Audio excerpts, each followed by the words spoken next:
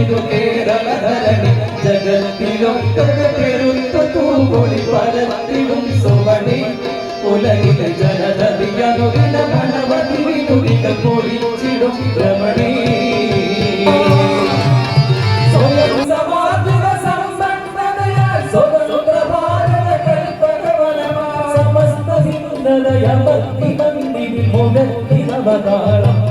അനയുടെ സമുദിത വരരുചിയൊടു വിലസിടുക പ്രബുദ്ധ മലയാളം ജയിച്ചിടും മധുമതി മലകുലരവർ പലതവ മഹിതകളെ വളർത്തുപോരായേ ജയിച്ചിടും തിരുവാമകജനനി ജയിച്ചിടും ജഗത്തിലൊക്കെ പെരുത്ത തൂവൊളി പരത്തിടും സുവടി ഉലകിലെ ജനതതിയനുദിന മണവതി വിനുദികൾ പൊഴിച്ചിടും രമണി.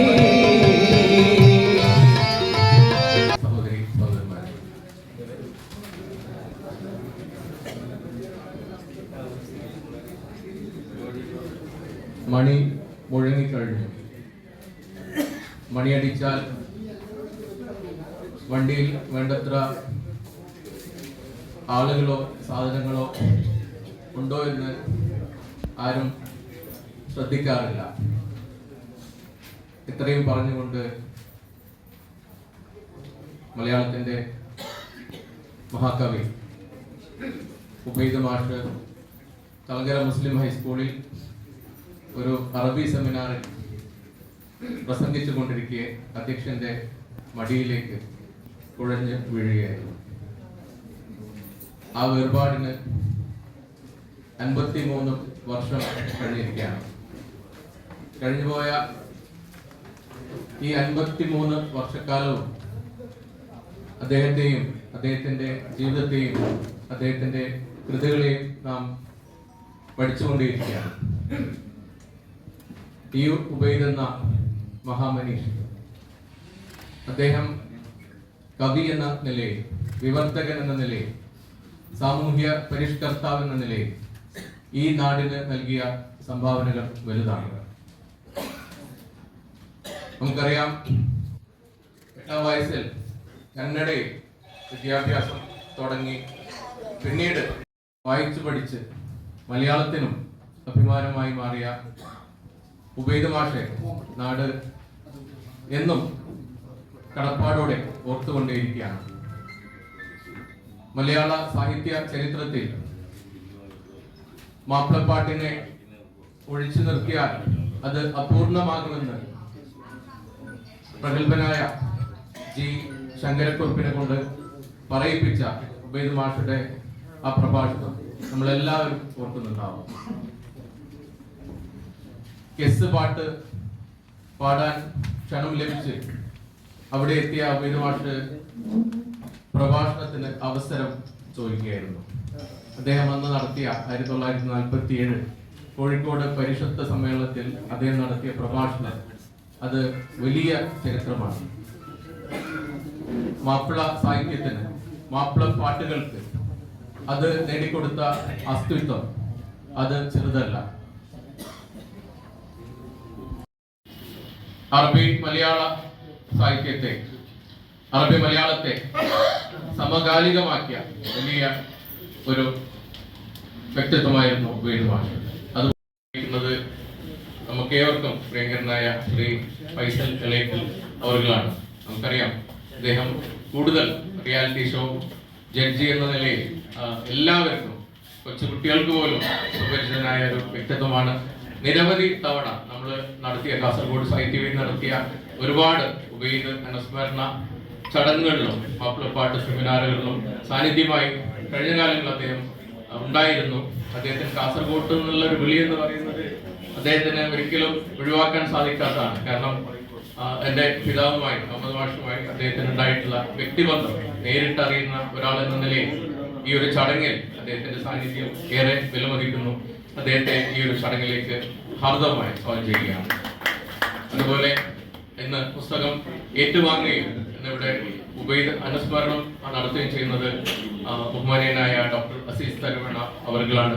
നമുക്കറിയാം, നിരവധി തവണ നമ്മോട് സംവദിച്ചിട്ടുള്ള, നമ്മുടെ ചടങ്ങിലൊരു സാന്നിധ്യമായിട്ടുള്ള പക്ഷെ അങ്ങനെ ഒരു ആഗ്രഹം ഉണ്ടായിരുന്നു. പക്ഷെ അദ്ദേഹത്തിന്റെ മരണശേഷം അദ്ദേഹത്തിന്റെ വാക്കുകൾ തേടുന്ന ഇശലുകൾ എന്നൊരു പുസ്തകം നമുക്ക് പ്രസിദ്ധീകരിക്കാൻ സാധിച്ചു. അത് ഫോക്ലോർ അക്കാഡമിയാണ് അത് പ്രസിദ്ധീകരിച്ചത്.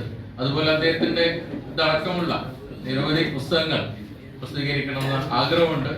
അപ്പൊ അതിനൊരു തുടക്കമായി ഈ ഒരു വേദി മാറട്ടെ എന്ന് ആഗ്രഹിക്കുകയാണ്. അതിന് നമുക്ക് കരുത്ത് എന്ന് പറയുന്ന നിങ്ങളുടെ എല്ലാവരുടെയും സ്നേഹവും പിന്തുണയുമാണ്. അഹമ്മദ് മാഷിനെ സ്നേഹിക്കുന്ന ആളുകളുടെ, ഉത്തരദേശത്തെ സ്നേഹിക്കുന്ന ആളുകളെ, എന്നെ സ്നേഹിക്കുന്ന ആളുകളെ, നമ്മളെ ഈ ഒരു കൂട്ടായ്മയുടെ ഒരു ബലമാണ് ഇത്തരം ചുവടുവയ്പ്പിന് കരുത്ത് പകരുന്നത്. ഇതിനും കൂടി ഇതിന്റെ ഒരു പ്രയാണത്തിൽ നിങ്ങളുടെ എല്ലാവരുടെയും ഒരു സഹകരണം അഭ്യർത്ഥിച്ചുകൊണ്ട് ഇന്ന് ഇവിടെ എത്തിച്ചേർന്നുള്ള എല്ലാവർക്കും ഹൃദയത്തിന്റെ ഭാഷയിൽ സ്വാഗതം നൽകിക്കൊണ്ട് പുസ്തകം പ്രകാശനമുണ്ട്. കാസർഗോഡിന്റെ സാംസ്കാരിക ജീവിതത്തെ പാട്ടുപാടി ഉണർത്തിയ, കാസർഗോഡിന്റെ സാംസ്കാരിക ജീവിതത്തെ ആകെ സ്പർശിച്ച് ഒരു കാലഘട്ടത്തിലൂടെ പോയ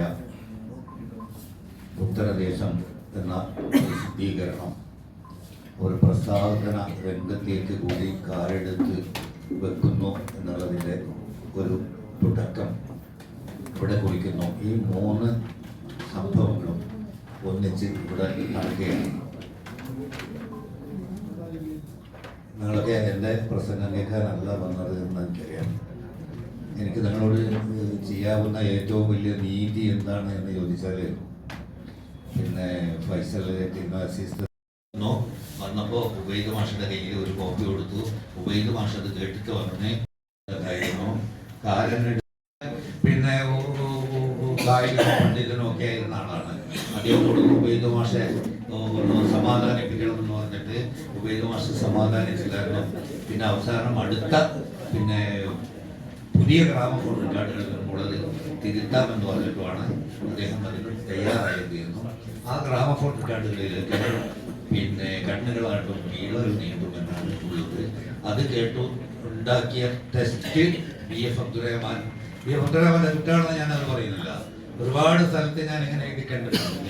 പിന്നെ ഞങ്ങളെ അടുത്ത കാലത്ത് പുസ്തകങ്ങളുടെ എടുത്ത സമയത്ത് അത് വളരെയധികം സൂക്ഷ്മതയോടുകൂടി അത് തോളൊരു നീട്ടുമെന്നുള്ളത് ഗ്യാപ്പ് വന്നുപോയിരിക്കുന്ന ഒരു അക്ഷരത്തിനിടയിൽ ധീര വീര വിഭക്തം ഏകോപിച്ചു എന്നുള്ള ഒറ്റ വാക്ക്. ധീര വീര യുവത്വം ഏകോപിച്ചു, ധീര വീര യുവത്വമേ എന്ന് പറഞ്ഞിട്ട് അവർ ചെറിയ പിന്നെ കോപ്പിച്ചു എന്നുള്ളതാണ് അടുത്തത്. യജ്ഞിച്ച ഒരാളായിരുന്നു KM അഹമ്മദ്. അതുകൊണ്ടാണ് ഇത് ഇത്രയും കാലം ഈ ഉബൈദ് മാഷിയുടെ ഓർമ്മകൾ നമ്മുടെ മനസ്സിലൊക്കെ ഇങ്ങനെ തങ്ങി നിൽക്കുന്നത്. അതിനുശേഷം ഇപ്പൊ ഇത് തന്നെ നോക്കുക, ഇന്നിപ്പോ ഉബൈദ് മാഷിയുടെ ഈ ഒരു പരിപാടി മാത്രമല്ല, സാഹിത്യവേദി മറ്റന്നാൾ ഒരു പരിപാടി വെക്കുന്നത്. അതുകൊണ്ടാണ് ഇതിപ്പോ 1-ാം തീയതിയിലേക്ക് ഇങ്ങനെ മാറ്റേണ്ടി വന്നത്. 4-ാം തീയതി ഒരു ഉബൈദ് മാഷെ ഓർപ്പിക്കുന്ന പലതുണ്ട് നമുക്ക്. ഞാനിവിടെ വന്നപ്പോഴേക്ക് എന്നോട് പറഞ്ഞു, നിങ്ങളിപ്പോൾ സംസാരിക്കുമ്പോഴേക്ക് ഗാസയെ കുറിച്ച് പറയണം അല്ലേ. വളരെ എളുപ്പമുള്ള ഒരു കാര്യമായി തീർന്നിരിക്കുന്നു.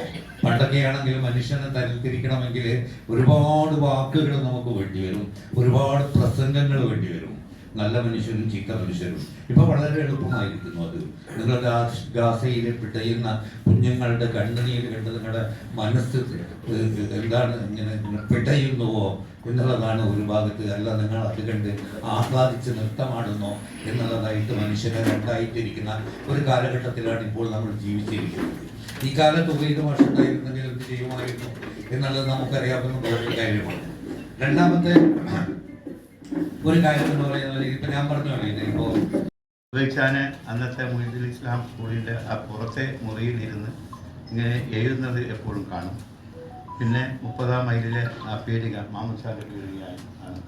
ആ പീടികയുടെ തിണ്ണയിൽ ഉപേക്ഷ എപ്പോഴും ഇരിക്കുന്നത് നമുക്ക് എല്ലാവർക്കും കാണുമായിരുന്നു. ദിൽറുബ ഹോട്ടൽ, മാമുച്ചാന്റെ പീടികയ്ക്ക് മുമ്പുള്ള ദിൽറുബ ഹോട്ടൽ, അവിടെയാണ് ഞങ്ങളൊക്കെ ഉച്ചക്ക് ഭക്ഷണം കഴിച്ചത്. അവിടെയും ഉപേക്ഷ വരുമായിരുന്നു. അപ്പോൾ ഇങ്ങനെയുള്ള ഒരാൾ, ഇവിടെ അധ്യക്ഷനും സ്വാഗത പ്രാസംഗികനും സൂചിപ്പിച്ചതുപോലെ മലയാളം പോലും ആദ്യം പഠിക്കാത്ത ഒരാൾ കേരളത്തിൻ്റെ ഏറ്റവും വലിയ മഹാനായ കവിയായി വളർന്നു എന്നത് സൂചിപ്പിക്കുന്നത്. കുറേ പംക്തികൾ, ഇന്നിപ്പോൾ ചന്ദ്രഗിരി ആ പംക്തികളൊന്നും നമുക്ക് കാണാൻ കഴിയില്ല എങ്കിലും കുറേ പംക്തികളന്ന് ചന്ദ്രികയിൽ ഉണ്ടായിരുന്നു. അതിൽ ഒരു പംക്തിയായിരുന്നു പൗരപംക്തി എന്നത്. ആ പൗരപംക്തി ചന്ദ്രികയിൽ ഉണ്ടായിരുന്നു കുറേ കാലം. അപ്പോൾ ഞാൻ ഒരു മുസ്ലിം ഹൈസ്കൂളിൽ തന്നെ SLC പഠിച്ചുകൊണ്ടിരുന്നപ്പോൾ BM ഹൈസ്കൂളിൽ ഈ ഒരു കന്നഡ സാഹിത്യ സമ്മേളനം നടന്നു. ആ കന്നഡ സാഹിത്യ സമ്മേളനത്തിൽ അവർ ഉന്നയിച്ച ഒരു ആവശ്യമെന്ന് പറയുന്നത് കാസർഗോഡിനെ കർണാടകയിലേക്ക് ലയിപ്പിക്കണം എന്നതായിരുന്നു. സമ്മേളനത്തിൻ്റെ മറവിൽ എന്നായിരുന്നു. അതിനുശേഷം എന്നെ ടൗണിൽ വെച്ച് ഒരു പീഡിയയിൽ കണ്ടപ്പോൾ എനിക്ക് ഉപയോഗിക്കാൻ പരിചയമില്ലായിരുന്നു. ഉപയോഗിച്ച് എൻ്റെ അടുത്ത് വന്ന് നന്നായി എന്ന് എൻ്റെ പുറം തട്ടി പറഞ്ഞു. ചന്ദ്രികയുടെ പൗരപംക്തിയെക്കുറിച്ച് പറയുമ്പോൾ കാലം ചന്ദ്രികയ്ക്ക് വേണ്ടി തൻ്റെ ജീവിതം നമുക്ക് എല്ലാവർക്കും പറയാനുള്ളത് ഇപ്പോൾ P. കുഞ്ഞിരാമൻ നായർ ഉപയോഗമാണ്. P. കുഞ്ഞിരാമൻ നായർ ഒരിക്കൽ പറഞ്ഞിട്ടുണ്ട്. അതിൻ്റെ അർത്ഥം നമ്മുടെ കേരളത്തിന് അർഹമായ ഒരു പ്രാധാന്യം പരിഗണന ഉപയോഗിച്ചാലും നൽകാൻ കഴിഞ്ഞില്ല എന്നതാണ്. ഞാൻ നീണ്ടൊരു പ്രസംഗം നടത്താൻ ആഗ്രഹിക്കുന്നില്ല. അപ്പോൾ BFൻ്റെ പുസ്തക പ്രകാശനമാണ് ഇവിടെ നടക്കുന്നത്. എനിക്ക് ഇന്നലെയാണ് വിവരം കിട്ടിയത്. ഈ പുസ്തകത്തിൻ്റെ കോപ്പി ആർക്കും കൊടുത്തിട്ടില്ല എന്ന് പറഞ്ഞു. പക്ഷേ ഞാൻ എൻ്റെ വേറൊരു അടുത്ത സുഹൃത്തിനും വിളിച്ച് ചോദിച്ചു എന്താണ് ആ പുസ്തകത്തിൽ പറയുന്നതെന്ന് പറഞ്ഞു. അപ്പോൾ ആ പുസ്തകത്തിൽ BF അതായത് ഉപയോഗിച്ചാൻ്റെ തീപിടിച്ച പള്ളിയെക്കുറിച്ച് ഉള്ള കാര്യങ്ങളാണ് പറയുന്നതെന്ന് പറഞ്ഞു. അപ്പോൾ തീപിടിച്ച പള്ളിയും അതുപോലെ തന്നെ P. കുഞ്ഞിരാമൻ നായരുടെ കത്തും നമ്പരവും എന്ന പള്ളി എന്ന കവിതയാണ് വിവിധ പ്രതീക തലത്തിലേക്ക് ഉയർന്ന് വേറിട്ട് നിൽക്കുന്നത്. ഒരു പള്ളി കത്തുമ്പോൾ ഇത് കെടുത്താൻ ആരുമില്ലേ എന്ന ചോദ്യത്തോടെ കവിത ആരംഭിക്കുന്നു. ഈ കെടുത്തേണ്ടവരൊക്കെ ഓരോ ലീലാവിലാസങ്ങളിലാണ് ഉള്ളത്. പള്ള നിറച്ച മേലാളർ പൂമെത്തയിൽ തേട്ടി ശയിക്കുന്നു. വിവാദങ്ങളുടെ വാളുകളേന്തി പണ്ഡിതന്മാർ തമ്മിൽ കയർക്കുന്നു. കള്ളന്മാരായ നാട്ടുനായകന്മാർ ഊർക്കം വലിച്ച് ഉറങ്ങുന്നു. അവരുടെ കാര്യസ്ഥന്മാർ സ്വാർത്ഥത്തിന്റെ നൃത്തം കണ്ട് രസിച്ച് മയങ്ങിക്കിടക്കുന്നു. ഈ തക്കം നോക്കിയാണ് അഹങ്കാരികളായ ഭൗതികത്വത്തിന്റെ ചാരന്മാർ ബാസുരമായ പള്ളിമാടത്തിന് തീ കൊളുത്തിയത്. തീ കെടുത്തേണ്ടവരാരും വന്ന് കാണാതിരിക്കുമ്പോൾ നിശ്ചിത ലക്ഷ്യത്തിലേക്ക് നീളുന്ന കുറേ ചോദ്യങ്ങൾ കവിതയിൽ ഉയരുന്നു. കടുകട്ടിയായ മതപ്രസംഗങ്ങൾ നടത്തുന്ന പണ്ഡിതന്മാരും കാദിമാരും എവിടെ? വട്ടമിട്ട് ഓത്ത് നടത്തുന്ന മൊല്ലാക്കയും മുത്തഹല്ലിമും എവിടെ? വാദവിവാദങ്ങളാൽ ജീവിക്കുന്ന മൗലവിമാരും അഷ്ലിയാക്കന്മാരും എവിടെ? തുടർന്നൊരു നിർദ്ദേശമുണ്ട് കവിതയിൽ. വൈകാതെ എല്ലാവരും ഒന്നിച്ചിരുന്ന് ബാങ്ക് വിളിക്കുക. ചുറ്റരിയുന്ന പള്ളിയെ രക്ഷിപ്പാൻ ഓടിയെത്തുക. ചുറ്റുപാടുകൾ ഒന്നൊന്നായി കത്തിത്തീരും മുമ്പ് ഒത്തുചേർന്ന് തീ കെടുത്തുക. സത്യവും സമത്വവും ഏകത്വവും പ്രസംഗിച്ച് അങ്ങനെ ഒരു കവിത എഴുതാൻ അന്നത്തെ ആ സാഹചര്യമാണ് ഉബൈദ് മാഷെ പ്രേരിപ്പിച്ചത്. അപ്പോൾ അതിന് വിപരീതമായി ഒരു വിവക്ഷയാണ്, ഒരു നിർവചനമാണ് ഇപ്പോൾ BFന്റെ ഭാഗത്ത് നിന്ന് ഉണ്ടായിട്ടുള്ളത്. അപ്പോൾ അത് സംബന്ധിച്ച് എനിക്ക് പറയാനുള്ളത്, ഇപ്പോൾ ഈ കാലത്തെക്കുറിച്ച് നമുക്ക് എല്ലാവർക്കും അറിയാം. ഇതിപ്പോൾ റീലിൻ്റെ കാലമാണ്. അപ്പോൾ അതുപോലെ തന്നെ നമ്മൾ മറ്റുള്ളവരിൽ നിന്ന് വ്യത്യസ്തമായ ചില അഭിപ്രായങ്ങൾ പറയുമ്പോൾ മാത്രമേ നമ്മൾ ശ്രദ്ധിക്കപ്പെടുകയുള്ളൂ. ഞാൻ BFനോട് പറഞ്ഞിട്ടുണ്ട്, ഞാൻ ഇതൊക്കെ എൻ്റെ പ്രസംഗത്തിൽ പറയുമെന്ന്. BFന്റെ സമൂഹത്തോടു കൂടി തന്നെയാണ് ഞാനിത് പറയുന്നത്. അതായത് ഇപ്പോൾ ഞാൻ ഒരു കാര്യം പറയാൻ ആഗ്രഹിക്കുന്നു. ഒരു പ്രമേയം കൊണ്ടുവന്നു. സ്പെഷ്യൽ ഇൻറ്റൻസീവ് റിവിഷനെതിരെ SIR നിയമത്തിനെതിരെ ഒരു പ്രമേയം കൊണ്ടുവന്നു. അപ്പോൾ ആ പ്രമേയം മുഖ്യമന്ത്രി വായിച്ചു. മുഖ്യമന്ത്രി വായിച്ചപ്പോൾ സ്പീക്കർ ചോദിച്ചു, പ്രമേയത്തെ അനുകൂലിക്കുന്നവർ പ്രതികൂലിക്കുന്നവർ എല്ലാവരും പ്രമേയത്തെ അനുകൂലിച്ചു. ആ സമയത്ത് MLA എന്ന നിലയിൽ ഞാൻ എണീറ്റ് പറയുന്നു, ഞാൻ ഈ പ്രമേയത്തെ പ്രതികൂലിക്കുന്നു എന്ന് പറഞ്ഞാൽ പ്രതികൂലിക്കുന്നു എന്ന് പറഞ്ഞാൽ ഇന്നലത്തെ പത്രത്തിൽ മുഴുവൻ ഞാൻ നിറഞ്ഞു നിൽക്കുമായിരുന്നു. എൻ്റെ പാർട്ടി എന്നെ എന്ത് ചെയ്യുമെന്നുള്ള കാര്യം വേറെ, അത് ഞങ്ങളോട് പറയേണ്ട ആവശ്യമില്ല. അപ്പോൾ അതാണ് നമ്മൾ മറ്റുള്ളവരിൽ നിന്ന് വ്യത്യസ്തമായ അഭിപ്രായം പറയുമ്പോഴാണ് നമ്മളിപ്പോൾ ശ്രദ്ധിക്കപ്പെടുന്നത്. ഏതായാലും ഇപ്പോൾ ഞാൻ BFനോട് തർക്കിക്കാനൊന്നുമില്ല. ഇവിടെ അധ്യക്ഷൻ പറഞ്ഞു അന്ന് ഉപയോഗിക്കും മാഷ് ഈ കവിത എഴുതാനുള്ള സാഹചര്യം എന്തായിരുന്നു. അപ്പോൾ നമുക്കൊരു പുതിയ ചർച്ചയ്ക്ക് ഒരു വിവാദത്തിന് തുടക്കം കുറിക്കാം. ഇനി BF ആണ് സമർത്ഥിക്കേണ്ടത്. അദ്ദേഹം പറഞ്ഞ കാര്യമാണ് ശരി എന്നത് BF ആണ് സമർത്ഥിക്കേണ്ടത്. BFന് അത് ഒരു വക്കീൽ എന്ന നിലയിലും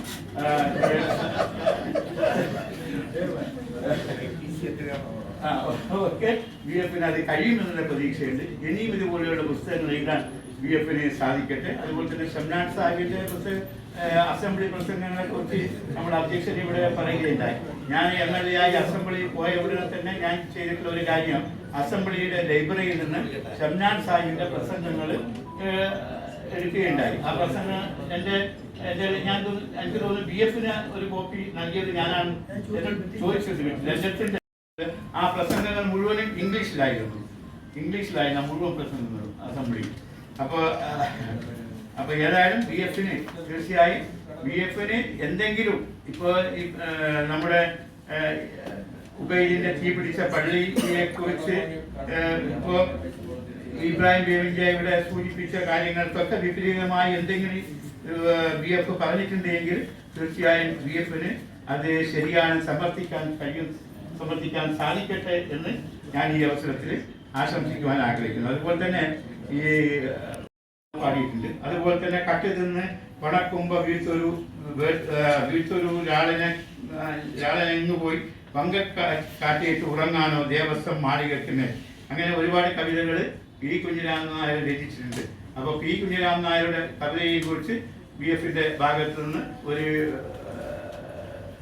നിരൂപണം പ്രതീക്ഷിച്ചുകൊണ്ട് ഈ ചടങ്ങ് നിങ്ങളുടെ എല്ലാവരുടെയും അനുവാദത്തോടു കൂടി ഉദ്ഘാടനം ചെയ്ത് അറിയിച്ചുകൊണ്ട് എന്റെ വാർത്ത ചടങ്ങ്, അതോടൊപ്പം പ്രിയപ്പെട്ട അഹമ്മദ് മാഷിന്റെ സ്വപ്ന പദ്ധതി അല്ലെങ്കിൽ സ്വപ്നമായിരുന്ന ഉത്തരദേശത്തിന്റെ ഒരു പബ്ലിക്കേഷൻ, അതിൽ ആദ്യത്തെ പുസ്തകങ്ങളതാണ്. ഞാൻ പലതവണ ഉബൈദ് മാഷിന്റെ അനുസ്മരണമായിട്ട് തന്നെ ഇവിടെ വന്നിട്ടുണ്ട്. ഞാൻ റഹ്മാനോട് എപ്പോഴും പറയും, ഒരുപാട് കാസർഗോഡ് വരുന്ന ഇഷ്ടമാണ്. പക്ഷെ അത് ഉബൈദ് മാഷെ കുറിച്ചാവുമ്പോൾ ഒരു ടെൻഷനുള്ളത്, ഉബൈദ് മാഷെ നേരിട്ട് അറിഞ്ഞ ഉബൈദ് മാഷെ കുറിച്ച് ഒരുപാട് പഠിച്ച ആളുകളൊക്കെ സംസാരിക്കുമ്പോൾ ഉള്ള ഒരു സമ്മർദ്ദമുണ്ട്. കഴിഞ്ഞ തവണ വിദ്യാധര മാഷും ഈ ഒക്കെ പങ്കെടുത്തൊരു ചടങ്ങ് ഈ ഒരു ഹാളിലാണ് നടന്നത്, ഞാൻ ഓർക്കുകയാണ്. ഏതായാലും തായലങ്ങാടിയും ഇബ്രാഹിം ബേബിന്റെയും PS ഹമീദൊക്കെ, അപ്പോ മോയിൻകുട്ടി വൈദ്യർ സ്മാരക മാപ്പിള അക്കാദമിയിലെ ഒന്നിച്ച് പ്രവർത്തിക്കാൻ സാധിച്ചത്, ഒരുപാട് കാര്യങ്ങൾ അദ്ദേഹത്തിൻ്റെയൊക്കെ അനുഭവങ്ങൾ നമ്മളുമായി പങ്കുവെക്കുന്നത് കേൾക്കാൻ സാധിച്ചത്, യാത്ര ചെയ്യാൻ സാധിച്ചതൊക്കെ ജീവിതത്തിലെ വലിയ അനുഭവമാണ്. നാടുകളിലൊക്കെ മാപ്പിളപ്പാട്ടുമായിട്ട് ബന്ധപ്പെട്ട പരിപാടികളിൽ ഗാനമേളകളിലും അതിൻ്റെ താളവും അതിന് ഒപ്പിച്ചുള്ള നൃത്തവും അതിൻ്റെ ബഹളവും ആസ്വാദനവുമായി ഒതുങ്ങിപ്പോവാറാണ് സാധാരണ ചെയ്യാറ്. അതിന് വ്യത്യസ്തമായി ഖത്തറിൽ മംവാക്ക് എന്ന് പറയുന്ന ഒരു സംഘടന, മലപ്പുറം ജില്ലയിലെ ഒരു വെൽഫെയർ അസോസിയേഷൻ സംഘടന, പ്രിയപ്പെട്ട ഈ അടുത്ത് മരിച്ചുപോയ K മുഹമ്മദ് ഈസ എന്ന ഈസക്കയുടെ നേതൃത്വത്തിൽ ഒരു പരിപാടി നടത്തിയപ്പോൾ ആണ് അഹമ്മദ് മാഷയുടെ അടിക്കാൻ കഴിഞ്ഞത്. ആദ്യത്തെ ദിവസം വലിയൊരു സെമിനാറായിരുന്നു ആ പരിപാടി. കുട്ടി മാഷും പങ്കെടുത്ത ഒരു സെമിനാറാണ്, അഹമ്മദ് മാഷുണ്ടായിരുന്നു. ആ സമയത്ത് ഈ സെമിനാറിന് 5-6 മണിക്കൂർ നീണ്ടു നിൽക്കുന്ന സെമിനാറിലേക്ക് വളരെ ആവേശപൂർവ്വം മാപ്പിളപ്പാട്ടിനെ കുറിച്ചുള്ള ആശങ്കകൾ പങ്കുവെച്ച, അതിൻ്റെ പല തലങ്ങൾ പങ്കുവെച്ച ആ സെമിനാറിലെ ആളുകളുടെ ആധിക്യം, അവരുടെ സജീവത കണ്ട് അഹമ്മദ് മാഷ് ഒരു സമാപന പ്രസംഗം നടത്തിയിട്ടുണ്ട്. അദ്ദേഹം പറഞ്ഞൊരു വാചകം എനിക്കിപ്പോഴും ഓർമ്മയുണ്ട്. മാപ്പിളപ്പാട്ട് ഇപ്പോഴും സജീവമായി തന്നെ, അന്ന് ഈ ആൽബം പാട്ടുകളുടെ ഒരു പ്രവാഹമൊക്കെ വല്ലാത്തൊരു ആവേശത്തിൽ ഈ ഹാളിലേക്ക് ആകാശത്ത് നക്ഷത്രങ്ങളായി നിന്ന് ഉബൈദ് മാഷും മാഹു മാഷും ഒക്കെ ഇങ്ങോട്ട് ശ്രദ്ധിക്കുന്നുണ്ടാവുമെന്ന് അദ്ദേഹം വളരെ വികാരഭരിതനായി സംസാരിച്ച ഞാൻ ഓർക്കുകയാണ്. അങ്ങനെയുള്ള അഹമ്മദ് മാഷയുടെ ലേഖനങ്ങൾ ഒക്കെ നമ്മൾ ഫോളോ ചെയ്യാറുണ്ട് കാലത്തിലൊക്കെ. വളരെ അടുത്ത ബന്ധം എനിക്കിപ്പോഴും ഓർമ്മയുണ്ട്. സബീദ എന്ന മുനീർ എന്ന് പറഞ്ഞ കവിയുടെ സബീദ ജമീല എന്നീ 2 കൃതികൾ, അത് ഇപ്പോഴും ശ്രദ്ധിക്കപ്പെടാതെ പോയ ഒരു മാപ്പിളപ്പാട്ട് കൃതിയാണ്. തൃശ്ശൂർ ആമിന ഉസ്താദ് പ്രസിദ്ധീകരിച്ച ജമീല 2 ഭാഗവും സബീദ 1 ഭാഗവും. അതിന് ഉബൈദ് മാഷ് എഴുതിയ, സബീദക്ക് എഴുതിയ 37 പേജുള്ള ഒരു അവതാരികയുണ്ട്. അത് വൈദ്യർ, മഹാകവി മോയിൻകുട്ടി വൈദ്യർ അതിന്റെ പഠനങ്ങൾ അഹമ്മദ് മാഷ് എഡിറ്റ് ചെയ്ത പുസ്തകത്തിൽ അതുണ്ട്. അത് ലഭിക്കാനായാണ് അഹമ്മദ് മാഷ് ബന്ധപ്പെടുന്നത്. അപ്പൊ എൻ്റെ വീട്ടിൽ എൻ്റെ പിതാവ് ഇങ്ങനെ പഴയ പുസ്തകങ്ങൾ ശേഖരിക്കുകയും വായിക്കുകയും നാളുകളൊക്കെ ഈ കോപ്പി ഉണ്ടെന്ന് പറഞ്ഞ് ആസാദ് കൊണ്ടുവരാണ്, ഇങ്ങനെ ഒരാളുടെ അടുത്തുണ്ടെന്ന് പറഞ്ഞ് ഞങ്ങൾ സംസാരിക്കുകയും ഈ കോപ്പി അയച്ചു കൊടുക്കുകയും ചെയ്തത്. അതിനെക്കുറിച്ച് ആ ലേഖനത്തെക്കുറിച്ച് അദ്ദേഹം വളരെ ആവേശത്തോടെ അമൃത മാഷ ഉബൈദ് മാഷിന്റെ ഒരു പഠനാരമായ ഒരു അവതാരി ചെയ്ത അമൃത മാഷും ഉത്തരദേശവും ഒരു പുസ്തകം പ്രസിദ്ധീകരണത്തിന് ആദ്യം പബ്ലിക്കേഷൻ തുടങ്ങുമ്പോൾ അതിൽ ആദ്യത്തെ പുസ്തകം പ്രിയപ്പെട്ട ഉബൈദ് മാഷെ കുറിച്ചാവുന്നത് യാദൃശ്ചികമല്ല. നേരത്തെ റഹ്മാൻ ഹൈലങ്ങാടി സൂചിപ്പിച്ചതുപോലെ റഹ്മാച്ച പറഞ്ഞതുപോലെ ഈ ഉബൈദ് മാഷെ കുറിച്ച് ഒരു എപ്പോഴും സംസാരിക്കുമ്പോഴും തുടങ്ങുകയും അവസാനിക്കുകയും അതിൻ്റെ എല്ലാ തലത്തിലും ഉബൈദ് മാഷ് കടന്നു വരുന്ന അഹമ്മദ് മാഷയുടെ സംസാരവും എഴുത്തും. അപ്പോൾ അദ്ദേഹത്തിൻ്റെ ഒരു പബ്ലിക്കേഷൻ നിന്ന് പുറത്തു വരുന്നതും ഉബൈദ് മാഷെ കുറിച്ചുള്ള പുസ്തകമാവുന്നത് അതുകൊണ്ട് തന്നെ ഏറെ ധന്യമായ ഒരു കാര്യമാണ്. പ്രിയപ്പെട്ട BF അബ്ദുറഹ്മാൻ സാഹിബിന് എല്ലാവിധ ആശംസകളും നേരുകയാണ്. പിന്നെ ഇവിടെ ഈ ഉബൈദ് മാഷെ കുറിച്ചും അദ്ദേഹത്തിൻ്റെ മാനവിക ദർശനത്തെക്കുറിച്ചൊക്കെ MLA ഒക്കെ വളരെ മനോഹരമായി റഹ്മാച്ചയൊക്കെ സംസാരിച്ചു. പാട്ടുകളിൽ ഉബൈദ് മാഷയുടെ ഒരു രീതി എന്നും ഉണ്ടായിട്ടുണ്ട്. അത് പലപ്പോഴും വിമർശനങ്ങൾക്ക് വിധേയമായിട്ടുണ്ട്. പലപ്പോഴും ഈ നടപ്പുശീലം എന്ന് പറയുന്ന ഒരു വിഷയം ഈ മേഖലയിൽ ഇപ്പോഴും ഉണ്ട്. ഇതിൻ്റെ ഭാഷയെക്കുറിച്ചുള്ള തർക്കം, ഇതിൻ്റെ പ്രയോഗങ്ങളെക്കുറിച്ചുള്ള തർക്കം, മത്സര രീതികളുടെ പാട്ടിനെക്കുറിച്ചുള്ള തർക്കം, ഇതൊക്കെ ഇപ്പോഴും നമ്മളൊരു വലിയൊരു കാര്യമായിട്ട് കാണുന്ന ആളല്ല ഞാൻ. എന്നാലും ആ കാലഘട്ടത്തിൽ ആബുമാഷും പുന്നയൂർക്കുളം ബാപ്പുമാഷും അതുപോലെ ഉബൈദ് മാഷും ഒക്കെ ആ ഒരു കവിത്രയങ്ങൾ പല കാര്യങ്ങളിലും അവരുടെ ആശയങ്ങൾ പങ്കുവെച്ചുകൊണ്ട് അവരുടെ ഊർജ്ജസ്വലമായ ശ്രമത്തെ മലയാളികൾ ഇന്നും ഓർക്കുകയാണ്. ഏറ്റവും മനോഹരമായി ഇന്നും മാപ്പിളപ്പാട്ട് വ്യാഖ്യാനങ്ങൾ ഉണ്ടാവാം. എന്നാലും ആ തരത്തിൽ ഉബൈദ് മാഷ് തൻ്റെതായ ഒരു രീതി അക്കാലത്തെ തുടർന്നു. ഉബൈദ് മാഷിന്റെ ഒരു രീതി പിന്തുടരാൻ ഇപ്പോഴും മാപ്പിളപ്പാട്ട് കവികളിൽ പലപ്പോഴും മടിക്കാറുണ്ട്. അതിനൊരുപാട് സാധ്യതകളുടെ പ്രശ്നങ്ങളൊക്കെ ഉണ്ടായിരിക്കും. ആ സമയത്താണ് ഉബൈദ് മാഷ് ശുദ്ധമായ മലയാളത്തിൽ ഇശലുകളിൽ കവിതകൾ എഴുതുന്നത്. ഇശലുകളിൽ കവിതകൾ എഴുതുന്ന ഒരു സമ്പ്രദായം അക്കാലം വരെ അങ്ങനെ സജീവമായിട്ട് ഉണ്ടായിരുന്നില്ല. എനിക്ക് തോന്നുന്നത് അറബി മലയാള ലിപിയിൽ എഴുതപ്പെട്ട പാട്ടുകൾ കൂടുതലും ഇങ്ങനെ ഒന്നുകിൽ ചരിത്രം, സംഭവങ്ങൾ, മതചരിത്രം, അതുമായി ബന്ധപ്പെട്ട കാര്യങ്ങൾ, കേരളത്തിൽ നടന്ന സാമൂഹ്യമായ വിഷയങ്ങൾ, യുദ്ധങ്ങൾ, ഇതൊക്കെ എഴുതുമ്പോഴും അതിനൊരു ഒരു അറബി മലയാളത്തിന്റെയോ മാപ്പിള മലയാള പദങ്ങളുടെയോ ഒരു ശൈലി തന്നെ പിന്തുടരുമ്പോഴാണ് ഉബൈദ് മാഷ് ഇങ്ങനെയുള്ള കാര്യങ്ങൾ ചെയ്തത്. അതുകൊണ്ട് പലപ്പോഴും പല ആളുകളൊക്കെ ഉബൈദ് മാഷിനെ മാപ്പിളപ്പാട്ട് രചയിതാവായിട്ട് പോലും കാണാറില്ല എന്നുള്ളത് ഈ ഒരു പല ആളുകൾക്ക് പല അഭിപ്രായങ്ങൾ ഉണ്ടാവാം. അങ്ങനെ പറയുന്നവരും നമ്മൾ കേട്ടിട്ടുണ്ട്. പക്ഷെ അപ്പോഴും ഉബൈദ് മാഷി ഇവിടെ വെട്ടിത്തെളിച്ചൊരു വഴിയുണ്ട്. അത് മുഴുവൻ മലയാളികളുടെ ഇടയിലും മാപ്പിളപ്പാട്ടുകൾ സ്വീകരിക്കപ്പെടണം എന്നുള്ള കൃത്യമായൊരു നിലപാടായിരുന്നു. ആ നിലപാടിലേക്ക് പലപ്പോഴും ഇപ്പോഴും മാപ്പിളപ്പാട്ടിലെ രചയിതാക്കൾ ചേർന്നിട്ടില്ല എന്ന് കേരള ഗാനം എന്നുള്ള അതുലിത സൗഭാഗ്യത്തിക വാൽനൽ പുകളൊടി പൂരം തൂകി വിളങ്ങും അനിതര സൽഗുണശാലിനി മാമക കേരള റാണി ജയ ജയ ജനനി അഭിനവ ഭാരത ഭൂഷണമാഹിന സുമധുരവാണി. ഇങ്ങനെ കൃത്യമായിട്ട് മാപ്പിളപ്പാട്ടിന്റെ ഇശലിൽ ആലപിക്കാൻ കഴിയുന്ന ഇത്തരം ഭാഷാശൈലി ഉപയോഗിച്ച പാട്ടുകൾ ഇന്നും മാപ്പിളപ്പാട്ടിലില്ല. അതിനൊരു ക്ലീഷേ രീതിയിൽ എഴുതിക്കൊണ്ടിരിക്കുന്ന ഒരു കാലമാണ് നമ്മൾ ഇപ്പോഴും കണ്ടുകൊണ്ടിരിക്കുന്നത്. അവിടെയാണ് ഉബൈദ് മാഷ് 19-60 വർഷം മുമ്പ് ഇങ്ങനെ ഒരു മാറ്റത്തിന് തുടക്കമിട്ടത്. ഇപ്പൊ കേരളഗാനൊക്കെ ഇപ്പോഴും ശ്രദ്ധിക്കപ്പെടുന്ന വലിയ മത്സരവേദികൾ എന്ന് പറയുന്നതിനെ കുറിച്ചുള്ള അതിന്റെ അവസാന വാക്കല്ലാത്തതുകൊണ്ട് ഞാൻ അവിടെ പറഞ്ഞ് അതിനെ വലുതാക്കത്തില്ല. അത് എനിക്ക് പലപ്പോഴും തോന്നിയിട്ടുണ്ട്. മത്സരാർത്ഥികളും പരിശീലകരും അതിന്റെ അധ്യാപകരും 2-3 സ്വീകർത്താക്കളും മാത്രം ഒതുങ്ങി നിൽക്കുന്ന ഒരു ചെറിയ സദസ്സാണ്. അതിനപ്പുറമുള്ള ഒരു ലോകം ഈ പാട്ടിനുണ്ട് എന്ന് ഇതിൻ്റെയൊക്കെ നിഷ്കർഷത പുലർത്തുന്ന ശാഠ്യം പിടിക്കുന്ന ആളുകൾ പലപ്പോഴും ഓർക്കാതില്ല എന്നുള്ളതാണ് അതിന്റെ ലക്ഷ്യം. അവിടെ മാത്രം മാപ്പിളപ്പാട്ടിന്റെ ചർച്ച ഒതുങ്ങിപ്പോകുന്ന നമ്മൾ സങ്കടകരമായി കാണുന്ന കാര്യങ്ങളാണ്. ഞാൻ പറഞ്ഞു വന്നത് അവിടെയാണ്. അതിനെ ശ്രദ്ധിച്ച ഒരു കവി മാപ്പിളപ്പാട്ടിലോട്ട് എനിക്ക് തോന്നുന്നത് UK അബൂ സഹലയാണെന്നാണ് എനിക്ക് തോന്നുന്നത്. അബൂ സഹല ഇപ്പൊ മിന്നിത്തിളങ്ങും മിന്നാമീനും വെണ്ണിലിരുന്നു വികൃതി കളിക്കും താരങ്ങൾ മണ്ണിനു മീതെ ദീപാലങ്കൃതമായൊരു മംഗളപന്തൽ തന്നിൽ കടാതെ കറങ്ങി തിളങ്ങും കോളങ്ങൾ. ഇത്തരത്തിലൊരു ഭക്തിഗാനം അന്നുണ്ടായിട്ടില്ല. അത് UK അബൂ സഹല ഉണ്ടാക്കിയ ഒരു മാറ്റമാണ്. അതിനുശേഷം അത്തരം പാട്ടുകളിൽ ഇവിടെ വളരെ കൃത്യമായിട്ട് സാധാരണ മലയാള പദം ഉപയോഗിച്ചുകൊണ്ട് പ്രകൃതിയെ വർണ്ണിച്ചുകൊണ്ട് ഈ ദൈവത്തിന്റെ പിന്നെ അസ്തിത്വത്തെ കുറിച്ച് മനോഹരം കണ്ണുകളൊന്ന് വിഹായസ്യം പിരിമാറത്തേക്ക് തിരിക്കണം എന്നൊക്കെ UK അബൂസലം ഉണ്ടാക്കിയ മാറ്റം വളരെ വലുതാണെന്ന് വിശ്വസിക്കുന്ന ആളാണ് ഞാൻ. അതുപോലെ അതിനു മുമ്പ് തന്നെ ഉബൈദ് മാഷ് ഈ ഒരു വലിയ തരത്തിൽ കുറച്ചുകൂടി സജീവമായി അല്ലെങ്കിൽ കുറച്ചുകൂടി ഗൗരവമായി ഇതിനെ കണ്ടുകൊണ്ട് കേരള ഗാനമൊക്കെ എഴുതി.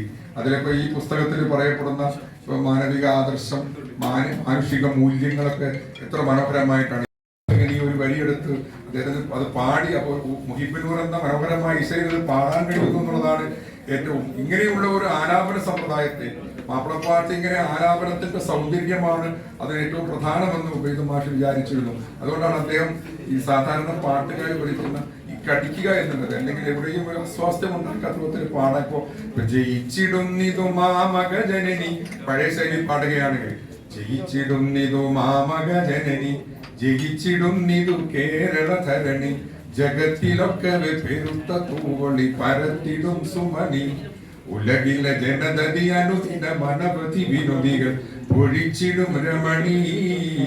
സംസ്കൃതത്തോട് ചേർന്ന് നിൽക്കുന്ന മലയാളം പണ്ട് മുതൽക്ക് കുറച്ചുകൂടി പഴയ രീതിയാണ് എനിക്കൊക്കെ ഇഷ്ടം. മറ്റു സംഗീത സംവിധായകർ പല പരീക്ഷണങ്ങൾ നടത്തി പല രീതിയിലൊക്കെ അതാക്കിയിട്ടുണ്ടെങ്കിലും മയക്കി വാഴൂ പണ്ട് മുതൽക്ക് മഹീതലത്തെ സുഭഗതയാൽ നീ മതങ്ങൾ അനവധി ഭവൽ സവിധമതിലിണങ്ങി വാഴുകയാൽ അകലുഷ മമതയൊടിത തവ വരുതിയിൽ സമതയോടൊതുങ്ങി മേവുകയാൽ.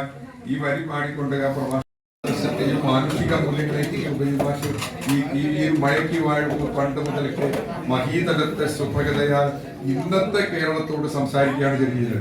ദുനിയാവിന്റെ മണിമായി വന്ന അദ്ദേഹത്തിന്റെ പാട്ടുപുസ്തകത്തിൽ പറയുന്നില്ല ഇത്ര ഇതൊക്കെ ഇപ്പോഴും ആലമുടയോനെ ഇതിലെ ദോഷഗുണങ്ങൾ തൻ സിറും ആരാരറിവാനേ. അവിടെ ആലപിക്കുക എന്നുള്ളതിനെ ഉബൈദ് മാഷ് ചെയ്ത വലിയൊരു കാര്യം. അദ്ദേഹത്തിന്റെ എല്ലാ പാട്ടിന്റെയും പ്രധാനപ്പെട്ട ഒരു കാര്യമാണ് ഈ അക്ഷരങ്ങളെ കുറിച്ചൊക്കെ അദ്ദേഹത്തിന് ഭയങ്കര സൂക്ഷ്മം ഉണ്ടായിരുന്നുള്ളത്. പിന്നെ റഹ്മാൻ ചവിടെ പറഞ്ഞു. അതുകൊണ്ടാണ് സത്താർക്കയുടെ ആ പാട്ടിനെ കുറിച്ച് പറഞ്ഞത്.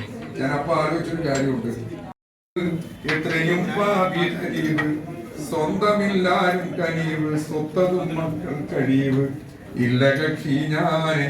ഇത് ഏവി നോക്കയുടെ അതില് സ്വന്തതും മക്കൾ കഴിവ് എന്നാണ് അദ്ദേഹം പാടിയത്. സ്വത്തതും മക്കൾ കഴിവ് എന്നുള്ളത് അത് പാടിക്കഴിഞ്ഞാൽ പിന്നെ തിരുത്താൻ പറ്റില്ല കാലത്ത്. അത് അങ്ങനെ തന്നെ ഇപ്പോഴും ആളുകൾ പാടും. എന്നിട്ട് ഇതൊരു തർക്കമുണ്ട് ഏതാണ് ശരി തെറ്റുന്നത്. ഇപ്പൊ പെട്ടി മൊയ്നി സാഹിബ് അത് എഴുതി അദ്ദേഹം അടുത്ത രചനയിലുമുള്ള ഒരു പ്രാഗൽഭ്യം ഉബൈദ് സാഹിബിന് ഏറെ ഉള്ളത് കൊണ്ടാണ് ഇതൊക്കെ ഇതിനെ കുറിച്ചുള്ള തർക്കങ്ങളൊക്കെ നടക്കുന്നത്. അല്ലാതെ ഇപ്പോഴത്തെ കാലത്തൊക്കെ എത്ര ആളുകൾ പാട്ട് എങ്ങനെയൊക്കെ എഴുതി കൊടുക്കുന്നു.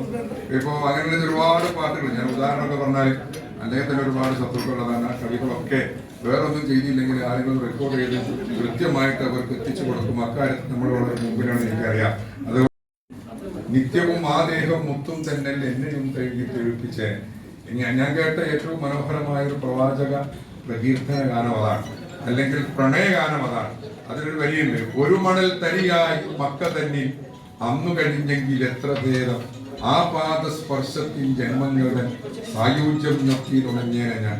അവസാനം പറയാണ് ഒട്ടേറെ ദൂരം നടക്കാനൊക്കും. മുസക്കാപ്പാടി അങ്ങനെയൊന്നുമല്ല. ഒട്ടേറെ ദൂരം നടക്കാനൊക്കും ഒട്ടകമായി പിറന്നുവെങ്കിൽ താമര തോൽക്കുന്ന തന്റെ തകർന്നേനി തോളിൽ വഹിച്ചേനെ ഞാൻ ഭാരം വഹിച്ചു തളർന്നേനെ ഞാൻ ബദറിൽ ശരങ്ങൾ തടുത്തേനെ ഞാൻ.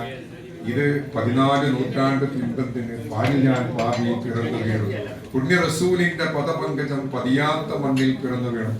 ഈ പാട്ട് വളരെ പ്രഗത്ഭനായ ഒരു ഗായകൻ പാടിയത് ഞങ്ങളൊക്കെ ഉള്ള സ്ഥലത്ത് മുത്തുനബി വീട്ടുമുറ്റത്തൊരു മുന്തിരി വള്ളി പടർപ്പായെങ്കിൽ നിത്യവും ആ ദേഹം മുത്തും തന്നിൽ എന്നെയും തഴുകി ചെഴുപ്പിച്ചേനെന്നുള്ളത്.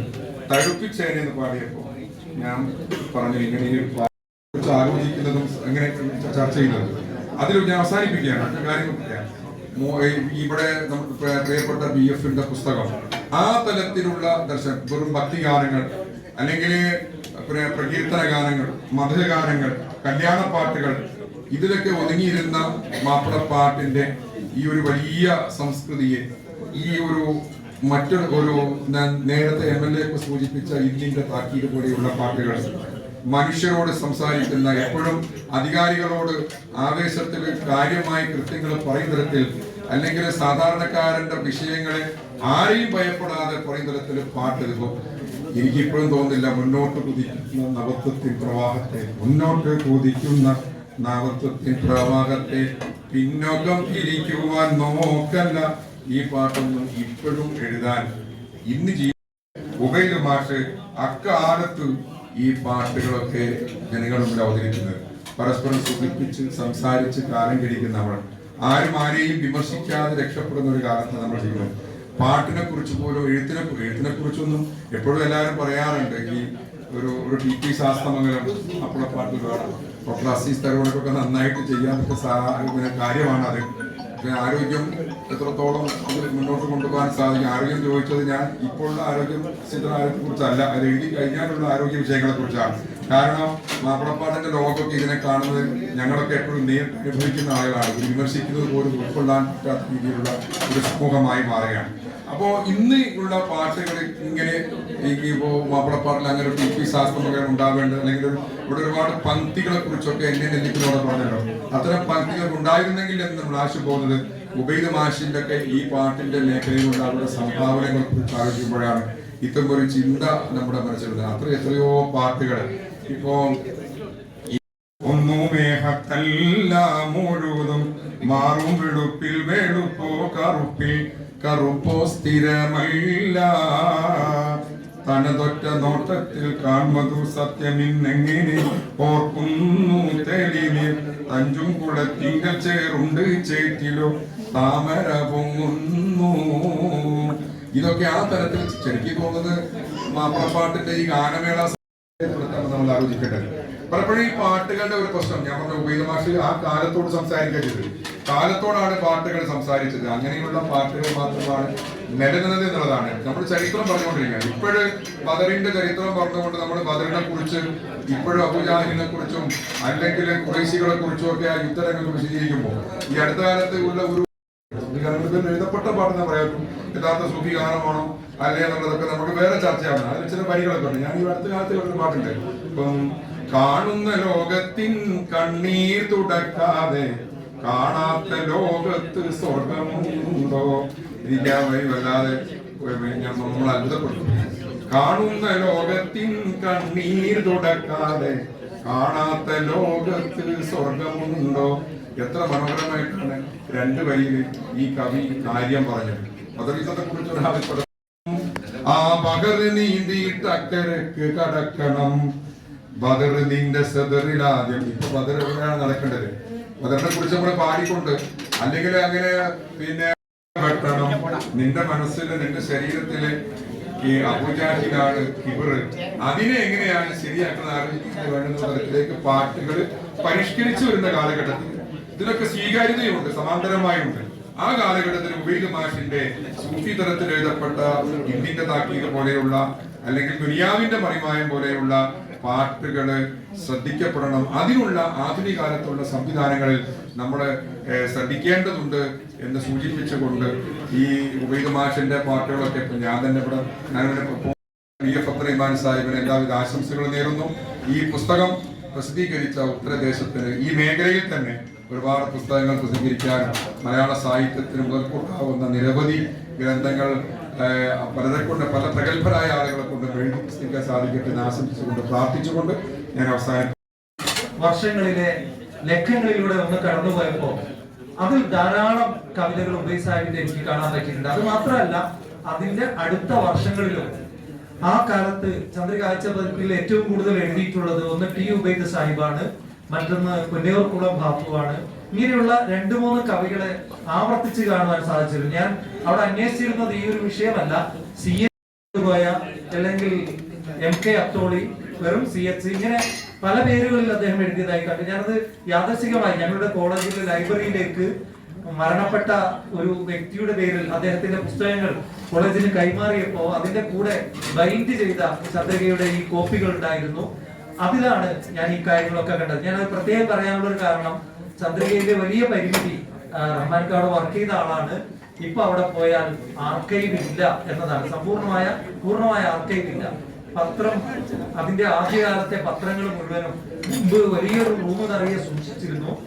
അത് ഇടക്കാലത്ത് ഈ പഴയ പത്രമൊക്കെ ഒരു വേസ്റ്റ് എന്നുള്ളൊരു ധാരണയിൽ അത് കത്തിച്ചു കഴിഞ്ഞിട്ടുണ്ട്.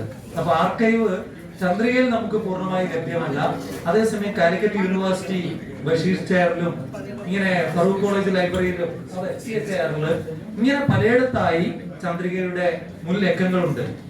എനിക്ക് ഇവിടെ ഇദ്ദേഹത്തിന്റെ പേരിൽ സാഹിബ് ഒരുപാട് എഴുതിയിട്ടുണ്ടാവും.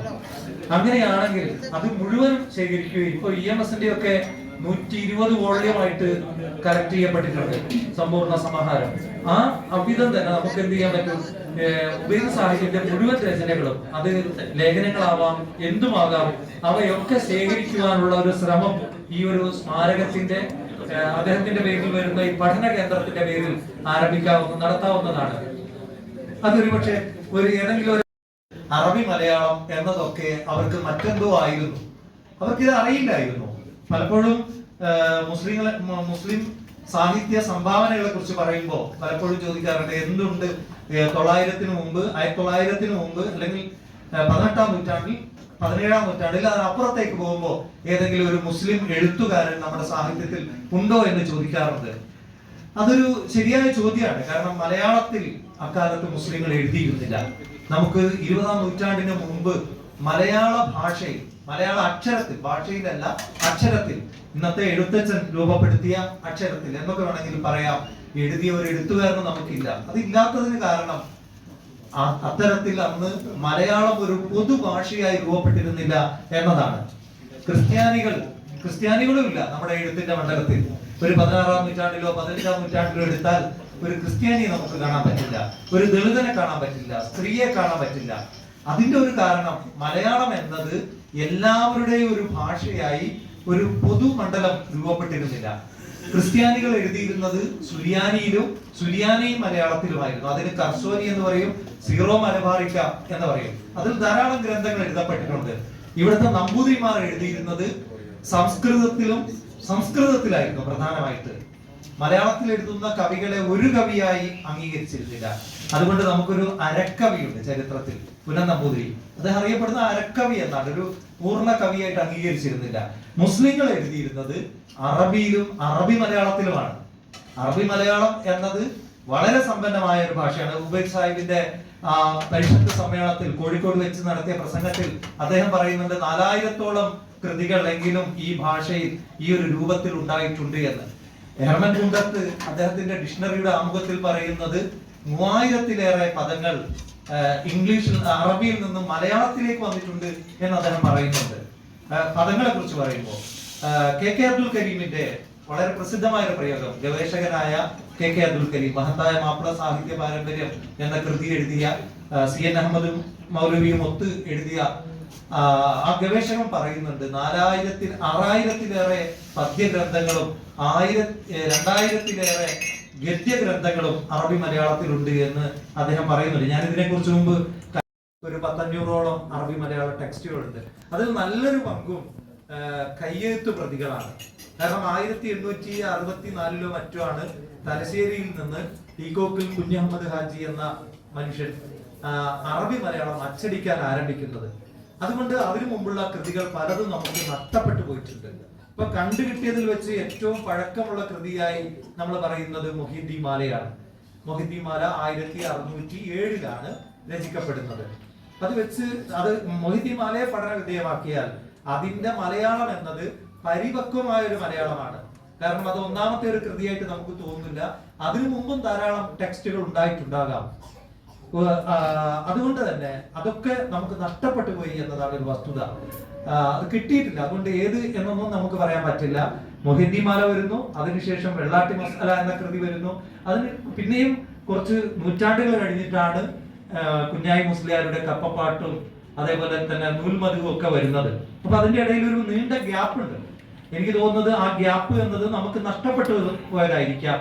മൊഹീദ്ദീൻ മാല പോലും കാലത്തെ അതിജീവിച്ചത് അത് ഖാദിരിയ തരീഖത്തിന്റെ ഒരു ടെക്സ്റ്റ് ആയതുകൊണ്ട് കൂടിയാണ്. അതിൽ വളരെ പ്രധാനപ്പെട്ട ഒരു കാവ്യം ആയതുകൊണ്ട് കൂടിയാണ്. മലയാളത്തിൽ ഒരു മുഹിദ്ദീൻ മാലയല്ല ഉള്ളത്.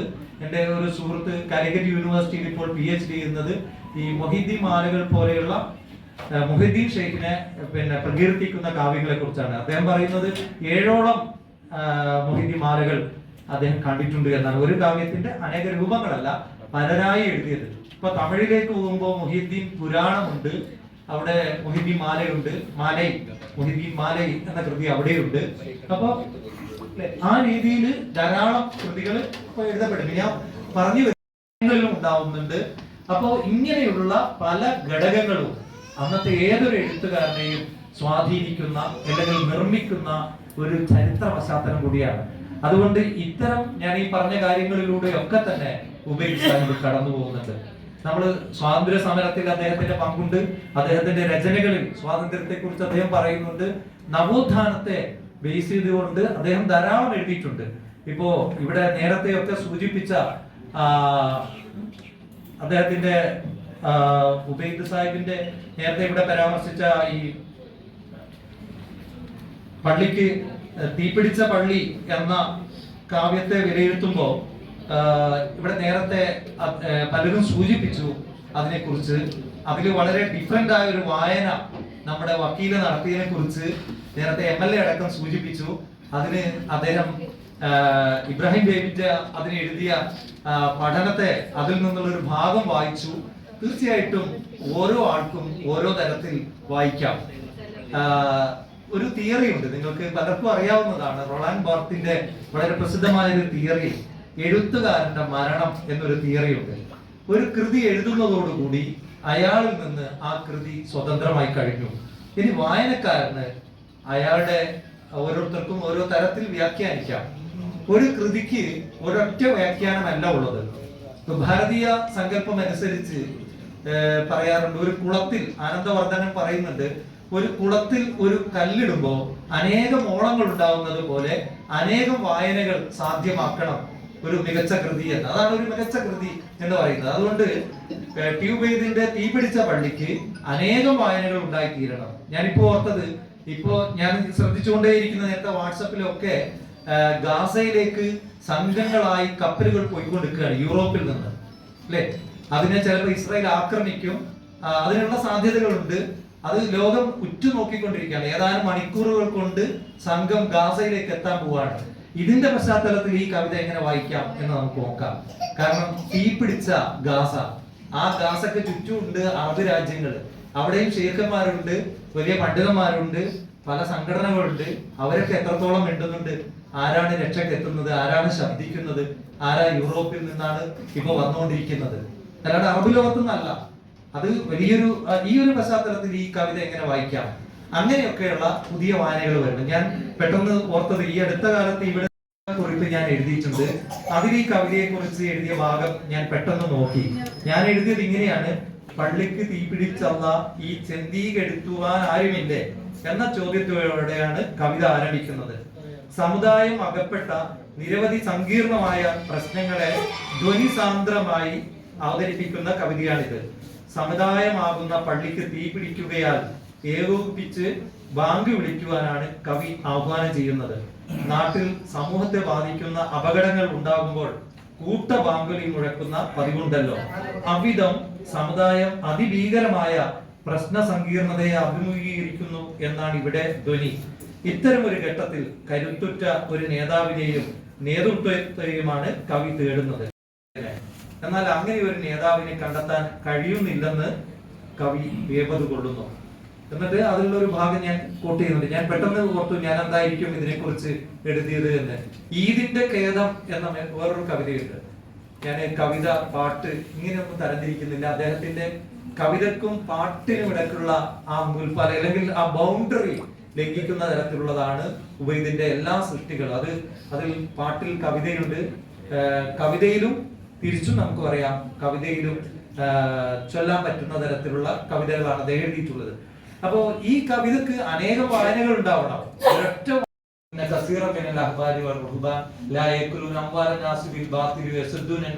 എന്ന് പറഞ്ഞുകൊണ്ടുള്ള ഒരായത്ത് നമുക്ക് കാണാം. പണ്ഡിതന്മാരിലും പുരോഹിതന്മാരിലും പെട്ട അധിക പേരും ജനങ്ങളുടെ ധനം അന്യായമായി തിന്നുകയും അവർ ജനങ്ങളെ ദൈവിക മാർഗത്തിൽ നിന്ന് തടയുകയും ചെയ്യുന്നു എന്ന് പറയുന്ന വാചകം. ഒരുപക്ഷെ പൗരോഹിത്യത്തെ ഏറ്റവും ഗംഭീരമായി അറ്റാക്ക് ചെയ്യുന്നത് ബൈബിൾ ആണെന്ന് നമുക്കറിയാം. ബൈബിളില് പുരോഹിതന്മാരെ കുറിച്ച് പറയുന്നത് അവര് ശവക്കല്ലറ പോലെയാണെന്ന് പറയുന്നത്. പുറത്ത് നല്ല വെള്ളയടിച്ചിട്ടാണ്, ഉള്ളു ചീഞ്ഞറിഞ്ഞ് കിടക്കുന്ന അവസ്ഥയെ കുറിച്ച് ബൈബിളിൽ ഒരു പ്രയോഗമുണ്ട്. അവർ ഒട്ടകം ചോരുന്നത് അറിയുന്നു, കടുക് ചോരുന്നത് അറിയുന്നു, ഒട്ടകം ചോരുന്നത് അറിയുന്നില്ല എന്നാണ് ബൈബിളിന്റെ മറ്റൊരു പ്രയോഗം. ഉബൈദ് സാഹിബ് അതിനുശേഷം പറയുന്നത്, ആ കവിതയിലെ ഒരു വാചകം ഇങ്ങനെയാണ്: കട്ടിപ്രസംഗം തകർത്തിടും ആലിംകൾ, പണ്ഡിതന്മാര്, കാവിമാരെങ്ങിരിപ്പു, കൗതുക കുപ്പായം ഇട്ട് നടന്നിടും സെയ്തോരെങ്ങിരിപ്പു, വട്ടമിട്ടോത്തു നടത്തുന്ന മുഅല്ലിമീങ്ങൾ എങ്ങിരിപ്പു, വാദവിവാദത്താൽ ജീവിക്കും മൗലവി മുസ്ലിയാരെങ്ങിരിപ്പു. അതാണ് അദ്ദേഹം ചോദ്യം ചെയ്യുന്നത്. ഈ പൗരോഹിത്യത്തെയും ഉത്തരവാദിത്തം മറന്ന പണ്ഡിതന്മാരെയാണ്. എല്ലാ പണ്ഡിതന്മാരെയും അല്ല. പ്രവാചകന്റെ ഒരു വചനം, ഭൂമിക്ക് ആകാശത്തിന് താഴെ ഉള്ള ഏറ്റവും നികൃഷ്ട ജീവികളായി പണ്ഡിതന്മാർ മാറുന്ന ഒരു കാലം വരും എന്ന് പറയുന്നുണ്ട്. ഉത്തരവാദിത്തം മറന്ന, നിങ്ങൾ ഇപ്പോൾ നോക്കുക, കത്തുകയാണ് ഒരു ഭാഗത്ത്. ഗാസയിൽ മാത്രമല്ല, പലയിടത്തും നമ്മുടെ ചുറ്റുപാട് ഇന്ത്യയിൽ തന്നെ വലിയ പ്രശ്ന സങ്കീർണതയിലൂടെ കടന്നു പോവുകയാണ്. നിങ്ങൾ യൂട്യൂബിൽ വെറുതെ ഒന്ന് എടുത്തു നോക്കുക, മതപ്രസംഗങ്ങൾ എന്തിനെ കുറിച്ചൊക്കെയാണെന്ന്. അതും വളരെ, ഞാൻ പറയുന്ന ആ പ്രസംഗങ്ങളെ വിഷയം മാത്രമല്ല, നമ്മുടെ ഗാസ പോലുള്ള പ്രശ്നങ്ങളോടുള്ള സമീപനം പോലും, ഞാൻ അതിലേക്ക് അധികം പോവല്ല, പ്രശ്നവൽക്കരിക്കപ്പെടേണ്ടതുണ്ട് എന്ന് പറയുകയാണ്. അപ്പൊ ആ രീതിയിൽ നമുക്ക് ഉബൈദ് സാഹിബ് ഇവിടെ നടത്തുന്ന വിമർശനം തീർച്ചയായിട്ടും ഇസ്ലാമിന്റെ ഒരു ബേസിൽ നിന്നുകൊണ്ട് തന്നെയാണ്. അതിന് പ്രവാചക വചനങ്ങളും ഖുർആൻ വചനങ്ങളും അദ്ദേഹത്തിന് തീർച്ചയായിട്ടും കൂട്ടായിട്ടുണ്ട്. അതുകൊണ്ട് ഈ ചോദ്യം ചെയ്യൽ, ഞാൻ കൗതുകപൂർവ്വം പെട്ടെന്ന് ഞാൻ അദ്ദേഹത്തോട് ചോദിച്ചു, ഈ പുസ്തകം ഇപ്പോഴാണ് ഞാൻ കാണുന്നത്, ഞാൻ ഇതിനു മുമ്പ് കണ്ടിട്ടില്ല, ആ ഭാഗം ഒന്ന് കാണിച്ചു തരാമോ എന്ന് ചോദിച്ചപ്പോ അദ്ദേഹം ആ ഭാഗം എനിക്ക് കാണിച്ചു തന്നു. എനിക്ക് വളരെ ഇഷ്ടപ്പെട്ടു ഈ നിരീക്ഷണം. ചുവന്ന തീ എന്ന് ഉപയോഗിക്കാറില്ല, വള്ളത്തോളുടെ ഒരു കവിതയൊക്കെ മറ്റോ ഉപയോഗിച്ചിട്ടുണ്ട് എന്ന് അദ്ദേഹം പറയുന്നുണ്ട്. എന്നിട്ട് ആ ഒരു ചരിത്രഘട്ടത്തെ അതുമായി കണക്ട് ചെയ്ത് ചരിത്രവൽക്കരിച്ചുകൊണ്ട്, ഇത് എന്റെ ഒരു വാദമല്ല, ഫെഡറിക് ജെയിംസൺ പറയുന്നുണ്ട്, എല്ലാറ്റിനെയും നമ്മൾ ചരിത്രവൽക്കരിച്ച് വായിക്കണം എന്ന്. ആ കവിത എഴുതുന്ന ഒരു കാലം, ആ ഭൂപരിഷ്കരണം, ഇതൊക്കെ വെച്ചുകൊണ്ട് ആ കവിതയെ വായിക്കാൻ കൂടെ മുഹമ്മദ് അബ്ദുറഹിമാൻ സാഹിബിന്റെ കൂടെ അദ്ദേഹം പ്രവർത്തിച്ചിട്ടുണ്ട്. അദ്ദേഹം ആദ്യം എഴുതിയത് തന്നെ, എഴുതി തുടങ്ങിയത് നമുക്കറിയാം അബ്ദുറഹിമാൻ സാഹിബിന്റെ അല്ലമീൻ പത്രത്തിലാണ്. അല്ലമീനിലാണ് അദ്ദേഹം എഴുതി തുടങ്ങുന്നത്. ഞാൻ പലപ്പോഴും പലയിടത്തും പറയാറുണ്ട്, നമുക്ക് ആർക്കൈവിന്റെ ഒരു പ്രാധാന്യത്തെ കുറിച്ച് അറിയാത്തതിനെ കുറിച്ച്. അല്ലമീന്റെ മുഴുവൻ കോപ്പികളും നമുക്ക് ഇപ്പോഴും ലഭ്യമല്ല, ഏതാനും കോപ്പികളെ ഇപ്പോഴും ഉള്ളൂ. ഞങ്ങളുടെ കോളേജിൽ ഒരു അധ്യാപകൻ 1948 മുതൽ 57 വരെ വർക്ക് ചെയ്തിരുന്നു. അദ്ദേഹത്തിന്റെ പേര് വിദ്വാൻ TC മമ്മി. എത്ര പേര് കേട്ടിട്ടുണ്ടെന്ന് എനിക്കറിയില്ല. അദ്ദേഹം ധാരാളം പാട്ടുകൾ എഴുതിയിട്ടുണ്ട്, കവിതകൾ എഴുതിയിട്ടുണ്ട്. 37ാമത്തെ വയസ്സിൽ അദ്ദേഹം മരണപ്പെട്ടിട്ടുണ്ട്. അദ്ദേഹം മരണപ്പെടുന്നതിന് മുമ്പ്, കുറച്ചു കാലം മുമ്പ്, അദ്ദേഹത്തിന്റെ വർക്കുകളൊക്കെ ഏൽപ്പിച്ചത് നമ്മുടെ ഉബൈദ് സാഹിബിനെയാണ് എന്ന് ഈ അടുത്ത് അദ്ദേഹത്തെ കുറിച്ച് ഇറങ്ങിയ ഒരു പുസ്തകത്തിൽ പറയുന്നുണ്ട്. അപ്പോ ഞാൻ ഇവിടത്തേക്ക് വരുന്നു എന്ന് പറഞ്ഞപ്പോ അദ്ദേഹത്തിന്റെ മകൻ എന്നോട് പറയാണ്, അത് അവിടെ എവിടെയെങ്കിലും കിട്ടുമെന്നൊന്ന് നിങ്ങൾ നോക്കണം. ഞാൻ പറഞ്ഞു, ഉബൈദ് സാഹിബിൽ തന്നെ കിട്ടാനില്ല മുഴുവൻ. കാരണം മാനുസ്ക്രിപ്റ്റുകൾ എന്ന് പറഞ്ഞുകൊണ്ട് ഒരു 10-ലധികം പുസ്തകങ്ങൾ അദ്ദേഹത്തിന്റെ ജീവചരിത്രത്തിലൊക്കെ കാണുന്നുണ്ട്. അപ്രകാശിതം എന്ന പേര്, എനിക്കറിയില്ല അത് മുഴുവൻ ഇപ്പോ പ്രകാശിതമായോ എന്ന്. അതുപോലും നമുക്ക് ലഭ്യമല്ല. കാരണം ആർക്കൈവുകളുടെ പ്രാധാന്യം എന്നത് ഞാൻ നേരത്തെ സാന്ദർഭികമായി സൂചിപ്പിച്ചു. നമ്മുടെ ചന്ദ്രിക ഓഫീസിൽ പോയാൽ പലതും ലഭ്യമല്ല, അതൊക്കെ കാണേണ്ടതുണ്ട്. ഇപ്പോ ശ്രീനാരായണ ഗുരുവിനെ കുറിച്ച് പറയുമ്പോൾ, കുമാരനാശാനെ കുറിച്ച് പറയുമ്പോൾ സാധാരണ പറയാറുണ്ട്, കുമാരനാശാന്റെ കൂടെ ആശാനെ ചേർത്ത് പറയാറുണ്ട്. അതുപോലെ കാസർഗോഡ് മുസ്ലിം നവോത്ഥാന മേഖലയിൽ വലിയ സംഭാവനകൾ അർപ്പിച്ചിട്ടുള്ള മുഹമ്മദ് ഷെറൂൾ സാഹിബിന്റെ സഹപ്രവർത്തകരായിരുന്നു. അല്ലെങ്കിൽ ഒന്നിച്ച് അവർ ഒട്ടേറെ കാര്യങ്ങൾ ചെയ്തിട്ടുണ്ട്. 2 ഉത്ബോധനങ്ങൾ എന്നൊരു കൃതി രചിച്ചിട്ടുണ്ട്. ആ അർത്ഥത്തിൽ ഇവിടുത്തെ നവോത്ഥാനത്തിന്റെ, അല്ലെങ്കിൽ ഷെറൂൾ സാഹിബ് എന്ന ഇവിടുത്തെ ഒരു നാരായണ ഗുരുവിന്റെ കൂടെയുള്ള കുമാരനാശാനായിരുന്നു ഒരർത്ഥത്തിൽ ഉബൈദ് എന്ന് പറയാം. അപ്പോ അദ്ദേഹത്തിന്റെ രചനകളിൽ മാത്രമല്ല, അദ്ദേഹത്തിന്റെ പ്രവർത്തനങ്ങളിൽ ഏറ്റവും കൂടുതൽ നമ്മൾ കാണുന്നത് വിദ്യാഭ്യാസ പരിഷ്കരണ പ്രവർത്തനങ്ങളാണ്.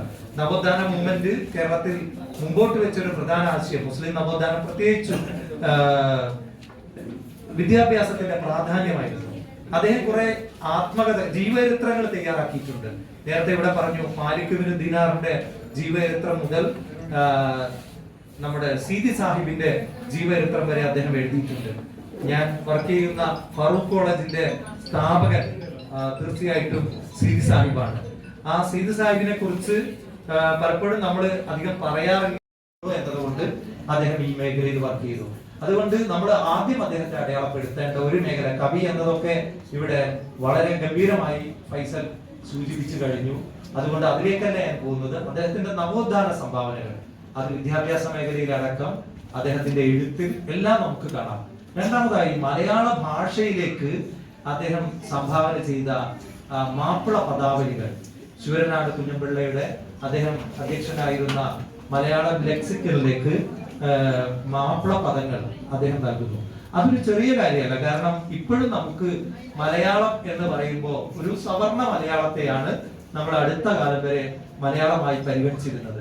ഇപ്പോ ഉബൈദ് സാഹിബ് 48-ൽ പരിഷത്ത് സമ്മേളനത്തിൽ നടത്തിയ പ്രസംഗത്തിലൊക്കെ ഈ ഭാഷയുടെ ശുദ്ധിയെ കുറിച്ച്, അതേപോലെ തന്നെ അദ്ദേഹത്തിന്റെ വേറെയും ലേഖനങ്ങളിൽ നമ്മൾ കാണുന്നുണ്ട് മാപ്പിളപ്പാട്ട് ഒരു സാഹിത്യമാണോ എന്നൊരു ചർച്ചയാണ് മലപ്പുറത്ത് നടക്കുന്നത്.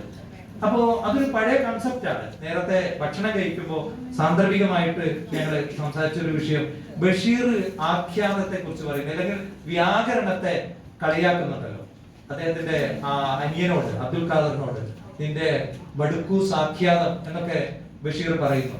ഇത് സത്യത്തിൽ ബഷീറിന് പലരും പ്രസംഗിക്കുമ്പോൾ പറയാ ബഷീറിന് വ്യാകരണം ഒന്നും അറിയില്ലായിരുന്നു, ഭാഷ അറിയില്ലായിരുന്നു എന്നൊക്കെയാണ്.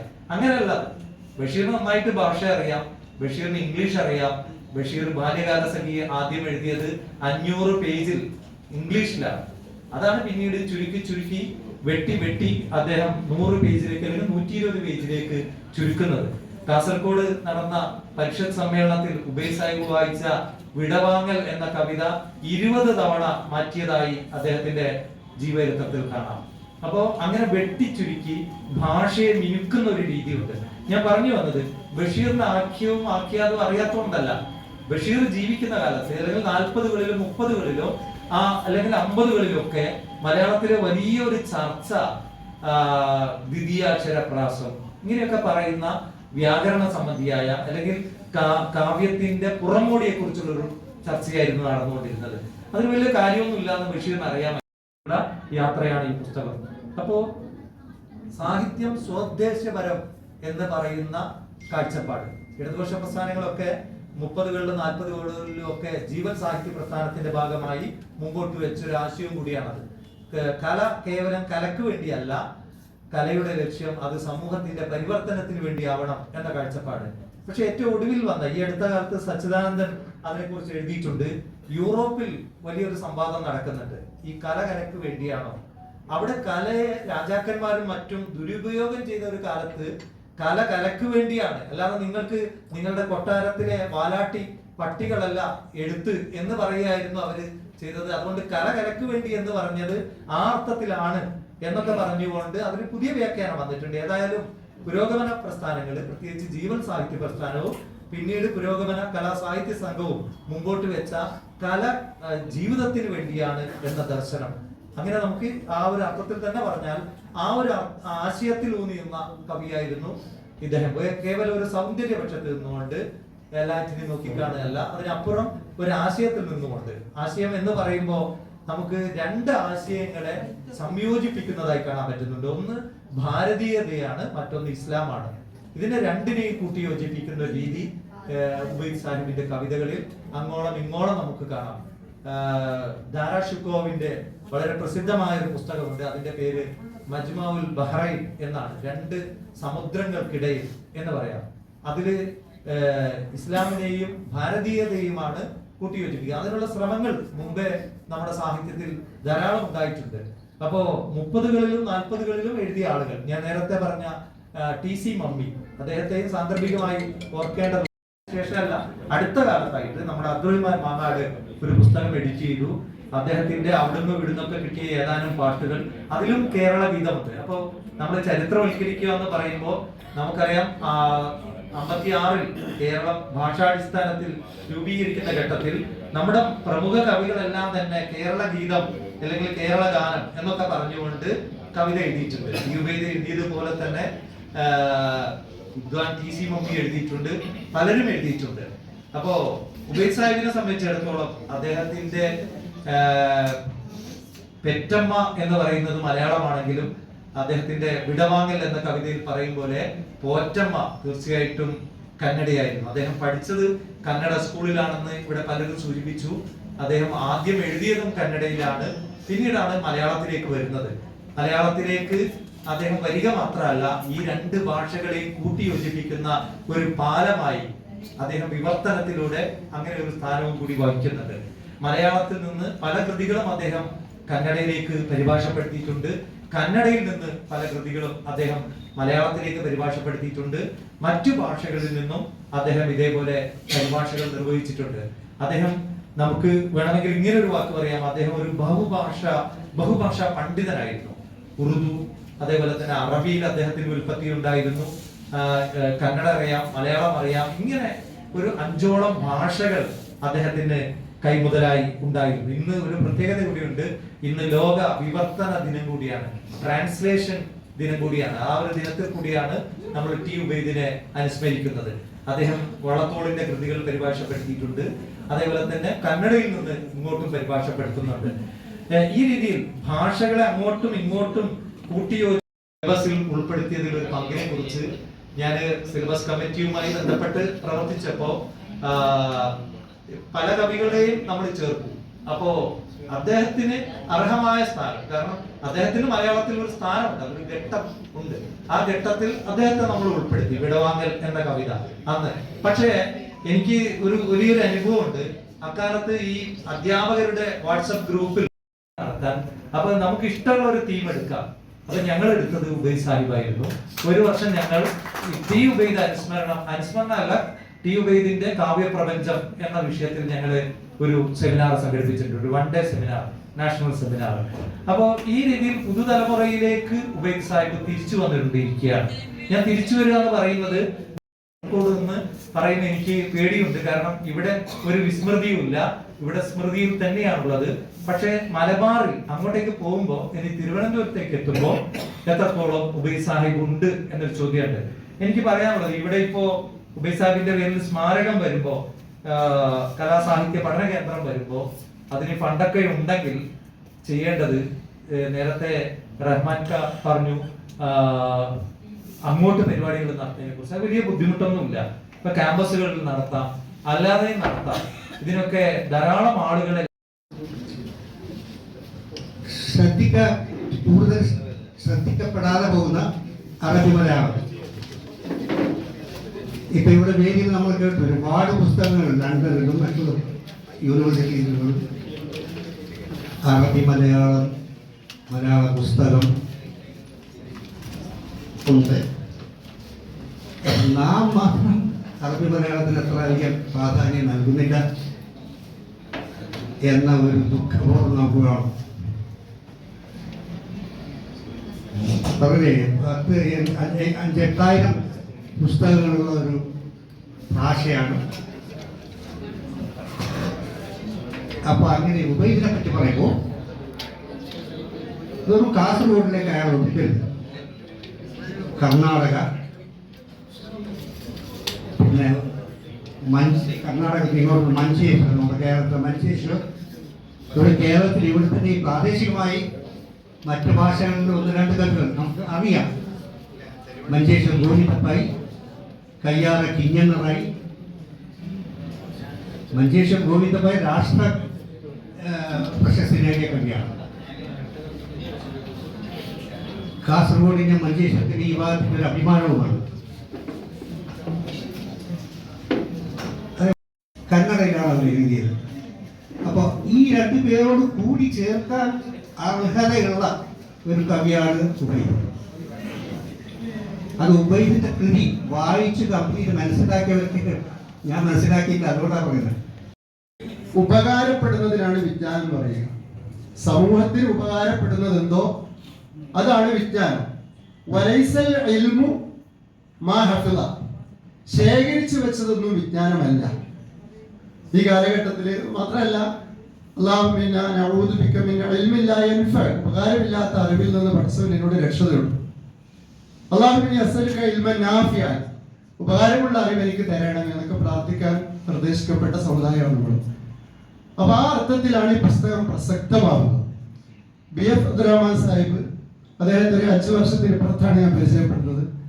ഇവിടെ ക്ലാസ്സിൽ മറ്റൊക്കെ വരുമ്പോൾ ആ ക്ലാസ്സിൽ ഒരു മൂലയിൽ ഒരു പഠിതാവായിട്ട് ഇങ്ങനെ ഇരിക്കുന്ന ഒരാളായിട്ടാണ് കണ്ടത്.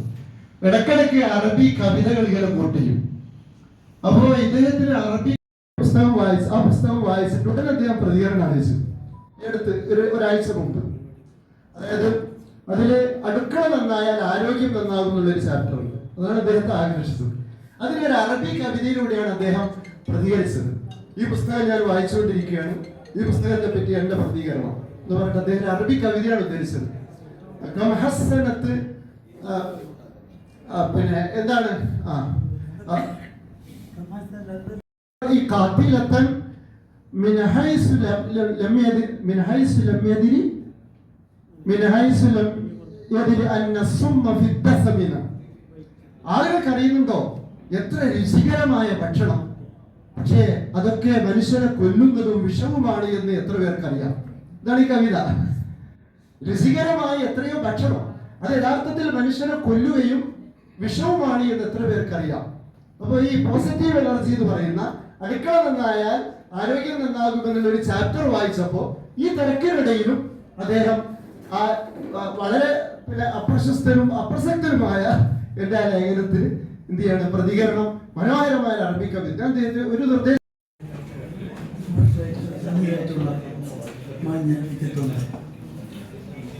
നേരത്തെ പറഞ്ഞ പോലെ തന്നെ കഴിഞ്ഞ 600 കാലത്ത് കൂടുതലായി ഇവിടെ വിച്ഛേദം കൂടാതെ എല്ലാ വിപ്ലവങ്ങളിലും ഉബൈദ് ഭാഷയെക്കുറിച്ചുള്ള അനുസ്മരണം നടന്നുകൊണ്ടിരിക്കുകയാണ്. എന്താണ് ഇതിന് കാരണം? ഉബൈദ് മാഷിൻ്റെ രചനകൾ സാമയികമായിരുന്നില്ല. അത് സാർവിക സർവകാലത്തേക്കും പ്രസക്തിയുള്ള കാര്യങ്ങളായിരുന്നു അദ്ദേഹം ചർച്ച ചെയ്യുന്നത്. ഇപ്പോൾ ഇവിടെ അദ്ദേഹം ഉപയോഗിച്ച വാക്കുകൾ, അതാണ് ഞാൻ പുസ്തകത്തിൽ ഒരേ നാട്ടിൽ തന്നെ ഒരേ ഭാഷ ഒരേ വാക്കുകൾ വ്യത്യസ്ത രൂപത്തിൽ ഇത് അർത്ഥം വ്യത്യസ്തമായിരിക്കാം. ഉദാഹരണം പറയുകയാണെങ്കിൽ, ഇപ്പോൾ ഒരു പോസ്റ്റ് ഓഫീസ് പോയിട്ട് നമ്മൾ ഡെലിവറി ആയെന്ന് ചോദിച്ചു കഴിഞ്ഞാൽ അതിൻ്റെ അർത്ഥം എന്താണ് എല്ലാവർക്കും അറിയാം. അതേപോലെ തന്നെ അതേ വ്യക്തി ആശുപത്രിയിൽ പോയി ചോദിച്ചു ഡെലിവറി ആയിരുന്നു, എന്താണ് അതിൻ്റെ അർത്ഥം? വേറെ ഒന്നാണ് എന്ന് പറഞ്ഞതുപോലെ ഇവിടെ ചെന്തി എന്ന ഒരു ഉബൈദ് മാഷത്തെ ചെന്തി കെടുത്തുവാൻ ആരംഭിക്കാൻ ചോദിക്കുന്നു. അതേസമയത്ത് കുഞ്ഞിരാമായി ചോദിച്ചത് ചെന്തി തളർത്തുവാൻ ആരംഭിക്കുന്നതാണ്. ഇതിൻ്റെ അർത്ഥം എന്താണെന്ന് മനസ്സിലായിട്ടില്ല. പക്ഷേ ചെന്തി എന്നൊരു വ്യത്യസ്ത സ്ഥലങ്ങളിൽ വ്യത്യസ്ത അർത്ഥമുണ്ട് എന്ന് ഞാൻ മനസ്സിലാക്കി. ഉദാഹരണം പറയുകയാണെങ്കിൽ, ഉബൈദിൻ്റെ നിറം പച്ചയായിരുന്നു. ചുവന്ന നിറത്തോട് അദ്ദേഹത്തിന് താല്പര്യം ഉണ്ടായിരുന്നില്ല എന്ന് തോന്നുന്നു.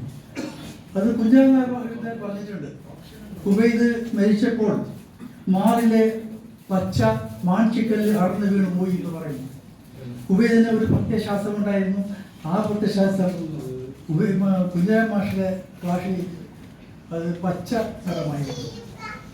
ഈ പിന്നൊന്ന് ഉബൈദ് മാഷിയുടെ മുറിച്ചു നിൽക്കുന്നത് ദൈവചിന്ത ഉണ്ടാക്കി മനുഷ്യൻ ഉണ്ടാക്കുക എന്നുള്ളതാണ്. നേരത്തെ പറഞ്ഞല്ല, ഒരു തെറ്റുണ്ടെന്ന് പറഞ്ഞു ചൂണ്ട എടുത്ത സാധ്യത കാലം പറഞ്ഞാൽ ഒരു ഹൈന്ദവ വിശ്വാസപ്രകാരമുള്ള ഒരു സംഗതിയാണ്. അതേസമയത്ത് അടുത്ത വരിയിൽ റൂഹ് പിടിപ്പാൻ ആയിസറായിൽ പന്നിടുന്ന ചുറ്റുന്നു. എന്താണ് ചൂണ്ടൽ? ശരിക്കും പറഞ്ഞാൽ മത്സ്യം പിടിക്കാനുള്ള ഒരു സാധനമാണ്. അത് ഇട്ട് കഴിഞ്ഞാൽ മത്സ്യം പിടിച്ചു കഴിഞ്ഞാൽ ഒരിക്കലും കുതിരി ഓടാൻ സാധ്യമല്ല. അതുപോലെയാണ് ഇസ്രായേലിൽ നിന്ന് അദ്ദേഹം നമ്മുടെ ശ്രദ്ധയിൽപ്പെടുത്താൻ ശ്രമിക്കുകയാണ്. ഇപ്പോൾ ഒരു മനുഷ്യന്റെ ജീവൻ എടുക്കുവാൻ ഏതെങ്കിലും പോലീസ് ഉദ്യോഗസ്ഥനോ അല്ലെങ്കിൽ ഒരു വ്യക്തി ഏൽപ്പിച്ചു കഴിഞ്ഞാൽ അല്ലെങ്കിൽ കുതിരി മാറിക്കളയും, അല്ലെങ്കിൽ കൈക്കൂലി കൊടുത്ത് രക്ഷപ്പെട്ടു. പക്ഷേ ഈ ഇസ്രായേൽ വന്നു കഴിഞ്ഞാൽ ഒന്നും ചെയ്യാൻ സാധിക്കുകയില്ല എന്ന് മനുഷ്യനെ ബോധ്യപ്പെടുത്തുകയാണ് അദ്ദേഹം ചെയ്യുന്നത്. പിന്നെ ഇതൊരു പൗരാണികമായ ആശയമാണ്. വലിയ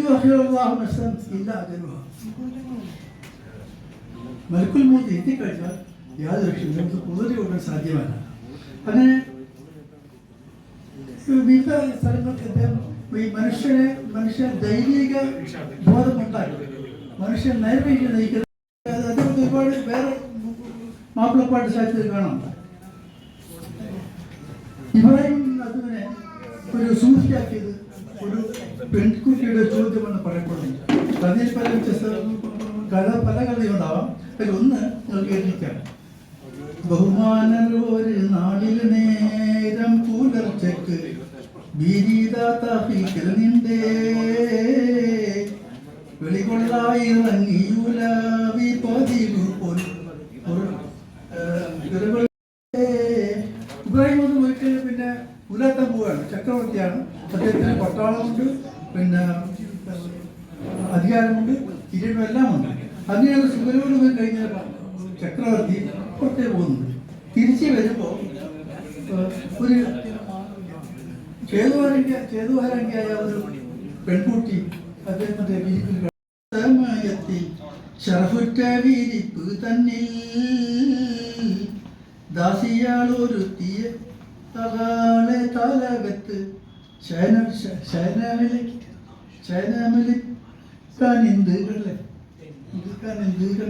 അപ്പോൾ അയാൾ തിരിച്ചു വരുമ്പോൾ ഒരു ദാസിയുടെ പണിക്കാരി വേലക്കാരി ഈ അദ്ദേഹത്തിൻ്റെ സുവരോട് എന്ന് പറഞ്ഞ കിടക്കയിൽ കിടക്കുകയാണ്. അപ്പോൾ ഇദ്ദേഹം ദേഷ്യം വന്നുമല്ല ചോദിച്ചപ്പോൾ കുട്ടിയുടെ ഭാവം മാറപ്പെട്ട നേടിയിരിക്കുന്നത് ഞെട്ടിയെണിക്കുന്നു. ഒരു മൗലാത്തൻ മുഖത്തേക്ക് നോക്കി അവൾ നോക്കുന്നു, ചിരിക്കുന്നു, പെട്ടെന്ന് കാര്യമാണ്. ഇത് ഒരു മനുഷ്യന്റെ ഒരു കുട്ടി, നിഷ്കളങ്കനായ ഒരു കുട്ടിയുടെ അല്ല നിഷ്കളരുടെ ആ മാനസികമായ റെസ്പോൺസ്, ആ ഭാവത്തെയാണ് ഇവിടെ പ്രതികരിക്കുന്നത്. അപ്പോൾ ചോദിക്കുന്നു, അദ്ദേഹം ഇബ്രാഹിം കുട്ടിയോട് ചോദിക്കുകയാണ്. അതോടുകൂടി അദ്ദേഹം മനസ്സ് മാറുന്നു. അങ്ങനെയാണ് അദ്ദേഹം കൊട്ടാരത്തിൽ ഇറങ്ങുന്നത്. തറത്തുൽ ഖൽഖ തുറം ഫീഹിലാക്ക വൈതത്തുൽ റിയാദിൽ കയ്യറാക്ക. ഞാൻ തറത്തുൽ ഖൽഖ മുഴുവൻ സൃഷ്ടിയെ ഞാൻ ഒഴിവാക്കി. വൈതത്തുൽ റിയാദിൽ കയ്യറാക്ക, എൻ്റെ കുടുംബത്തെ ഞാൻ എത്തിമാക്കി. വലുകത്തൈതനി ഫിൽ ഇൽമി വലുകത്തൈതനി ഫിൽ ഹുബ്ബി റിബൻ ലമഹന്നൽ ഫുഅദു ഇലാ സിവാക.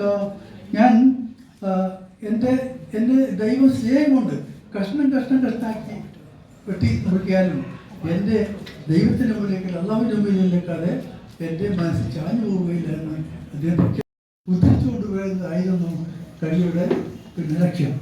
ഇന്നത് മാറി. ഇപ്പോൾ അഹമ്മദ് പറഞ്ഞു മാപ്പിളപ്പാട്ട് മാപ്പിളപ്പാട്ടായി കൊണ്ട് അഹമ്മദ് പറഞ്ഞിട്ടുണ്ട്. അത് നോക്കുമ്പോൾ നമുക്ക് മാപ്പിളപ്പാട്ട് തന്നെയാണോ?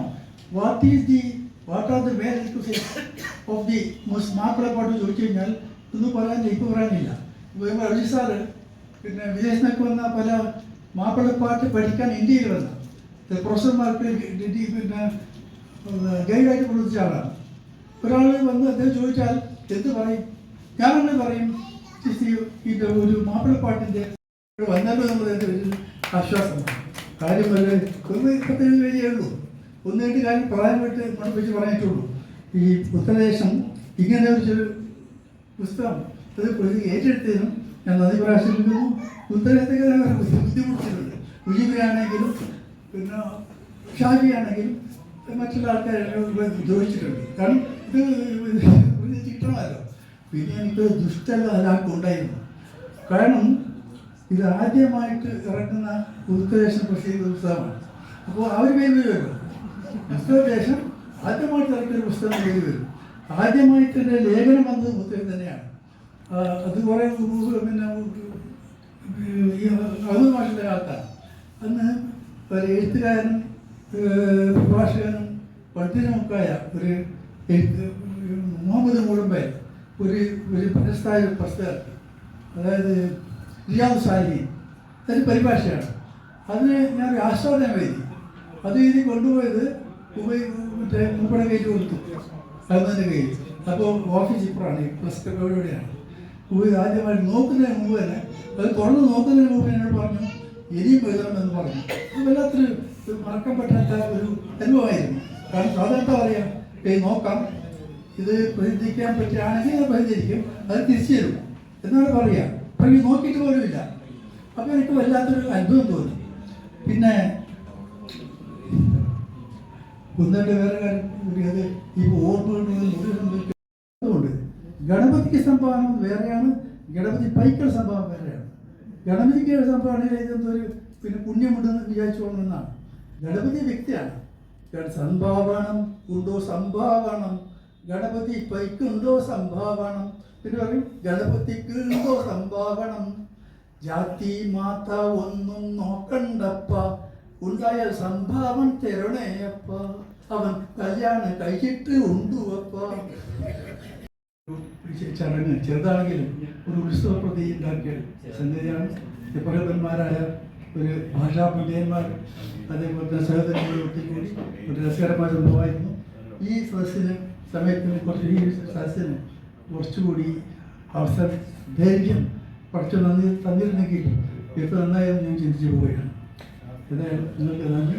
പിന്നെ നിങ്ങൾക്ക് എൻ്റെ നന്ദി രേഖപ്പെടുത്തുന്നു. പിന്നെ ഷാഫിക്കെന്തോ പ്രധാനപ്പെട്ട കാസർഗോഡിൻ്റെ സമൃദ്ധവും സമ്പന്നവുമായ സദസ്സിന് മുമ്പിൽ മനോഹരമായ 3 ചടങ്ങുകൾ ഇവിടെ നിർവഹിക്കപ്പെട്ടു. ഒന്ന്, ഉബൈദ് മാഷെ 53-ാം വർഷവും നമ്മൾ വളരെ മനോഹരമായി പുനർവായിച്ചു. മാഷ് എന്തായിരുന്നു എന്ന് നമ്മളിങ്ങനെ കൂടെ വായിച്ചു കൊണ്ടിരിക്കുമ്പോൾ നമ്മിലേക്ക് തൂങ്ങുന്ന പ്രകാശം അത് വർദ്ധിച്ചു വരികയാണ്.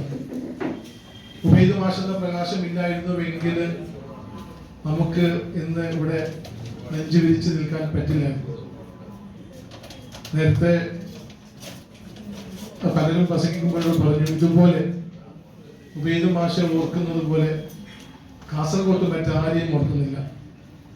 ഒരുപാട് രാഷ്ട്രീയ നേതാക്കൾ, എംഎൽഎമാര്, സാംസ്കാരിക നായകരൊക്കെ ഈ മണ്ണിലൂടെ കടന്നുപോയിട്ടുണ്ട്. പക്ഷെ ഉബൈദ് മാഷിനെ ഓർക്കുന്നത് പോലെ ഈ അരനൂറ്റാണ്ട് പിന്നിട്ടിട്ടും ഒരു കുറവുമില്ലാതെ കേൾക്കും തോറും മധുരിക്കുന്ന തരത്തിൽ ഉബൈദ് മാഷെ അനുസ്മരിക്കപ്പെട്ടുകൊണ്ടിരിക്കുകയാണ്. നേരത്തെ പ്രിയനായ ആസീസ് തരുവണ പറഞ്ഞു, കണ്ണൂരിനപ്പുറം ഉബൈദ് മാഷ് ചർച്ച ചെയ്യപ്പെടുന്നില്ല എന്ന്. എന്തുകൊണ്ടാണ് അങ്ങനെ ചർച്ച ചെയ്യപ്പെടാതിരിക്കുന്നത് എന്നൊരു ചോദ്യം കാസർഗോഡിന്റെ മനസ്സിൽ നിന്ന് ഉയരുന്നുണ്ട്. 1947 കോഴിക്കോട് സാമൂതിരി സ്കൂളിൽ നടന്ന ഐതിഹാസികമായ സാഹിത്യ പരിസ്ഥിതി സമ്മേളനത്തിൽ ഉബൈദ് മാഷ് നടത്തിയ ആ പ്രസംഗം കേരളം മൊത്തം കേട്ടതല്ലേ? കാസർഗോഡ് മാത്രം കേട്ടതല്ലല്ലോ, കേരളം മൊത്തം കേട്ടതല്ലേ? എന്നിട്ടും എന്തേ ഉബൈദ് മാഷിനെ തിരിച്ചറിഞ്ഞില്ല? ഉബൈദ് മാഷിന്റെ സംഭാവന, വള്ളത്തോളിന്റെ കവിതയ്ക്ക് അദ്ദേഹം അവതാരിക എഴുതിയിട്ടില്ലേ? അള്ളാഹു എന്ന കവിതയ്ക്ക് ഉബൈദ് മാഷ് കവിത എഴുതിയിട്ടില്ലേ? വള്ളത്തോള് ഉബൈദ് മാഷിനെ സമീപിക്കുകയായിരുന്നില്ലേ? വള്ളത്തോളിനെ പോലുള്ള ഒരാള് ഒരു കാസർഗോഡ് ഒരു കവിയെ സമീപിച്ചിട്ടുണ്ടെങ്കിൽ എന്തുകൊണ്ട് കേരളം ഉബൈദിനെ തിരിച്ചറിഞ്ഞു? ആരംഭം ഇവിടെ കുറിക്കപ്പെട്ടു. അതും ഉബൈദ് മാഷിന്റെ പേരിലുള്ള ഒരു പുസ്തകം പ്രകാശിപ്പിച്ചുകൊണ്ട് ഉബൈദ് മാഷ് നിരന്തരം പഠിച്ചുകൊണ്ടിരിക്കുന്ന, നിരീക്ഷിച്ചുകൊണ്ടിരിക്കുന്ന അഡ്വക്കേറ്റ് BF അബ്ദുറഹ്മാന്റെ പുസ്തകം പ്രസിദ്ധീകരിച്ചുകൊണ്ടാണ് ഉത്തരേശം നിർവഹിച്ചത്.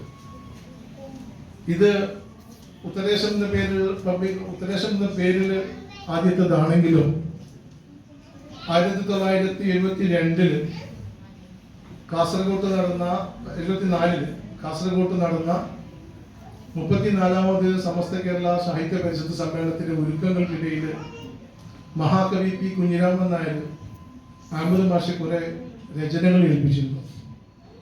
അഹമ്മദ് മാഷെ കണ്ടിട്ട് P. കുഞ്ഞിരാമൻ നായർ ആവശ്യപ്പെട്ടത് ഇതൊന്ന് പ്രസിദ്ധീകരിക്കണമെന്നാണ്. അന്ന് ആ രണ്ട് പുസ്തകങ്ങളായിട്ട് അഹമ്മദ് മാഷ് ഉത്തരേശത്തിന്റെ ആദ്യത്തെ അച്ചടിശാലയായ മുബാറക് പ്രസിൽ നിന്ന് 2 പുസ്തകങ്ങൾ ഇറക്കിയിരുന്നു. പിയുടെ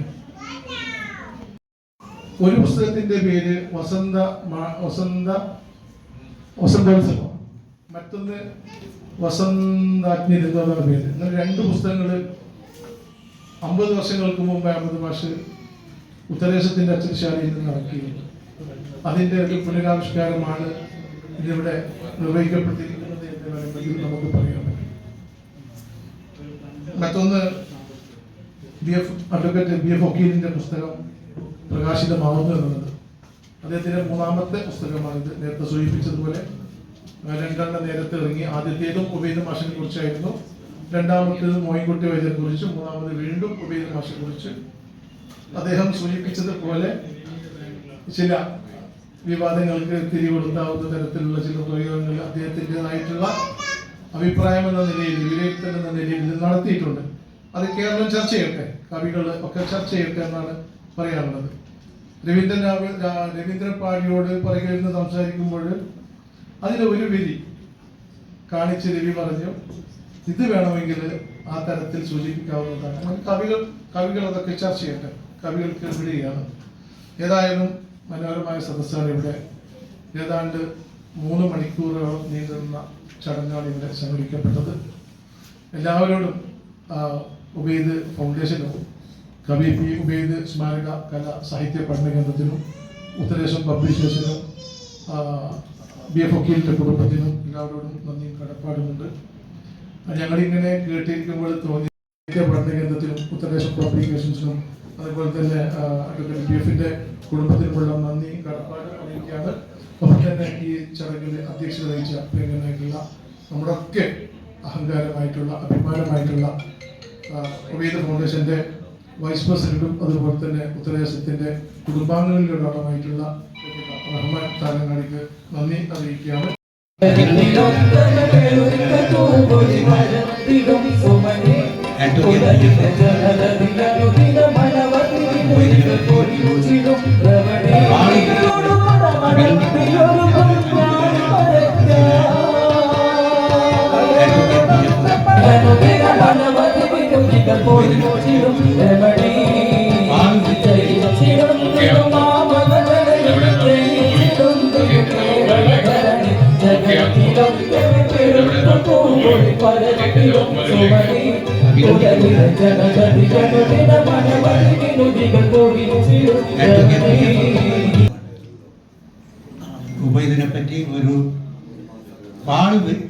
അതെ, ഒരു പുതിയ തട്ടിപ്പ് ഇറങ്ങിയിട്ടുണ്ട്.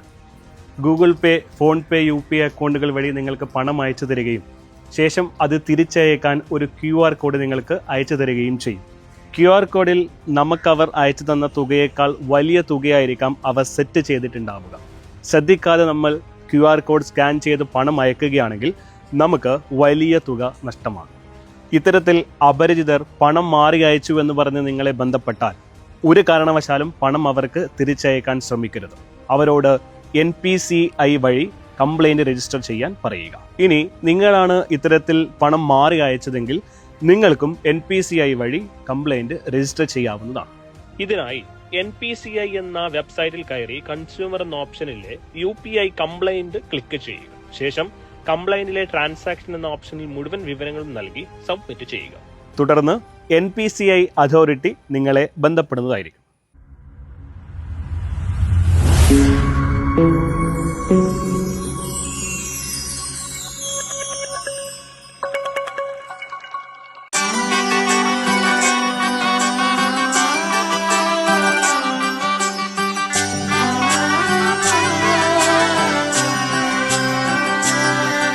ഇവളണിയും പൊന്നല്ലേ, കനവുണരും ദിനമല്ലേ, മൊഞ്ചത്തി പെണ്ണിൻ നിൻ മനം,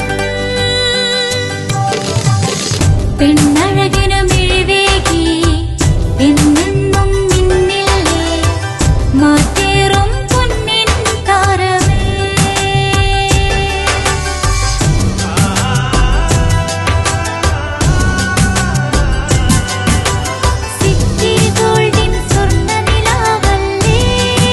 City Gold, Gold and Diamonds, Kerala and Karnataka, the glow of purity.